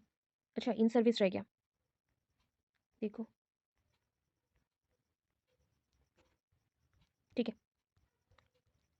अच्छा, रेसिप्रोकल नहीं दिया मैंने, कोई बात नहीं, देख लेते हैं रेसिप्रोकल दिया क्या, नहीं, रेसिप्रोकल का नहीं दिया है। रेसिप्रोकल इजी वाला है, मैं कभी एक पढ़ा के छोड़ दूंगी, छोटा सा टॉपिक है, आपके एग्जाम से पहले मैं छोड़ दूंगी, ठीक है। एक लास्ट टॉपिक देख लो, that is the in service professional development था ना, वही क्वेश्चन है, बस इन सर्विस ट्रेनिंग क्या होता है, प्रोग्राम्स क्या होता है, उसको समझ लेना है। Last point, today's mathematics teacher need to be highly skillful, ये पॉइंट्स पढ़ा था ना वहाँ पे, प्रोफेशनल डेवलपमेंट के लिए चाहिए, वही पॉइंट है, वही पॉइंट है, लिख देना वहाँ पे, एक ही चीज़ है। इन सर्विस में डायरेक्ट आते हैं, तो इन सर्विस क्या है, definition of in service training, ये training that is given to employees during the course of employment, पहले भी बोला है, इन सर्विस ट्रेनिंग ट्रेनिंग कब मिलेगा? सर्विस के दौरान, ठीक है? जब एम्प्लॉयमेंट चल रहा है उसी के टाइम मिलेगा। यहाँ पे देखो in service programs can deal with the following. एक पेज छोड़ा गया है बिकॉज़ उसका नीड नहीं है। नेक्स्ट पेज में पॉइंट्स हैं, पॉइंट्स को आप डायरेक्ट लिखना। Motivation for learning the topics in mathematics. क्यों चाहिए ये प्रोग्राम्स करना? कि टीचर्स कभी-कभी ना वीक पड़ जाते हैं, तो उनको मोटिवेट करना है। स्कूल में मैथमेटिक्स का अप्लाई कैसे करेंगे उसके बारे में बताना है। स्ट्रैटेजीज कैसे इन्वॉल्व होंगे जहाँ पे फिजिकली, इमोशनली हर एक चीज़ का डेवलपमेंट हो मैथमेटिक्स के थ्रू, उसके लिए इंप्रूवमेंट के लिए टीचर्स को ट्रेनिंग देना है। Use of mathematics laboratory, knowledge of mathematics, competitions like mathematics olympiad, इसका वैल्यू बताना है। Discussion on various problems of teaching learning in mathematics and sharing the classroom experiences. Project use करना, problem posing and problem solving, पहले problem को निकालो and उसको solve करो, ये स्ट्रैटेजीज बताना। Discussion on mathematics curriculum including mathematics books, various evaluative techniques का use करना। इंपॉर्टेंस क्या है ना? इन service training program is fluently organize every year होता है। मोस्ट प्रोबेबली होता है टीचर्स के लिए, कुछ कुछ टीचर्स के लिए एट ए टाइम होता है, एंड इसके थ्रू डिफरेंट वेज से बताया गया क्या क्या चीज़ों के ऊपर ट्रेनिंग दिया जाता है। एंड ये प्रोग्राम्स कहाँ पे हो सकते हैं? नेशनल और रीजनल एरियाज में हो सकते हैं, डेफिनाइट एरिया में। यहाँ पे इको और सेमिनार्स का यूज़ किया जाता है, कंडक्ट किया जाता है, जिसके थ्रू टीचर्स को हेल्प किया जाता है समझने के लिए पॉइंट्स, ठीक है? इतना लिखना है। मतलब जैसे होता है ना, एक टेलर जैसे उसके जो को वर्कर्स होते हैं उनको गाइड करता है आगे बढ़ाने के लिए, जैसे एक टीचर स्टूडेंट्स को आगे बढ़ाने के लिए हेल्प करता है, वैसे टीचर्स को भी मोटिवेट करने के लिए डिफरेंट वेज में अपडेटेड रखने के लिए उनके लिए इन सर्विस प्रोग्राम्स होते हैं। स्कूल सिस्टम्स को और ज़्यादा डेवलप करने के लिए प्रोग्राम्स किए जाते हैं। Purpose of in service education are the if to promote the continuous improvement, बच्चों में इंप्रूवमेंट को लाने के लिए। Total professional staff of the school system, हमें क्या चाहिए? इंप्रूवमेंट बच्चों में चाहिए प्लस स्टाफ में भी चाहिए, तो प्रोफेशनल स्टाफ बन जाएंगे। एलिमिनेट डेफिशिएंसीज, बहुत सारे टीचर्स ऐसे हैं जिनका कुछ ना कुछ प्रॉब्लम्स रहता है, तो वो चीज़ों को हम हटाना चाहते हैं और प्रिपेयर करवाना चाहते हैं टीचर्स को, other professional workers in education बनाना है। To keep professional abreast of new knowledge, अच्छा, professional abreast of new knowledge, at least आप न्यू नॉलेज जो प्रोफेशनल डेवलपमेंट कर सके उसको माइंड में देना है, टीचर्स के माइंड में देना है। टू रिलीज क्रिएटिव एक्टिविटीज़ को प्रमोट करना है, ठीक है? क्रिएटिव एक्टिविटीज़ प्रमोट करना है, बस खत्म, ठीक है? कुछ types of in service programs होते हैं, उसका नाम आप याद करोगे। 3 टाइप्स के इन सर्विस प्रोग्राम्स होते हैं। स्किल एनहांसमेंट प्रोग्राम, जहाँ पे स्किल के ऊपर काम किया जाएगा, स्किल एनहांसमेंट के लिए जैसे education, psychology, counselling, technology training, ये सबको दिया जाता है। पहले के टीचर्स के पास टेक्नोलॉजी ट्रेनिंग नहीं रहता था, तो टेक्नोलॉजी ट्रेनिंग दिया जाएगा, कंप्यूटर स्किल को सिखाया जाएगा, एनहांस किया जाएगा। समटाइम्स क्या होता है, एजुकेशनल पर्पस को लेके भी मैथमेटिक्स को पढ़ाना पड़ता है।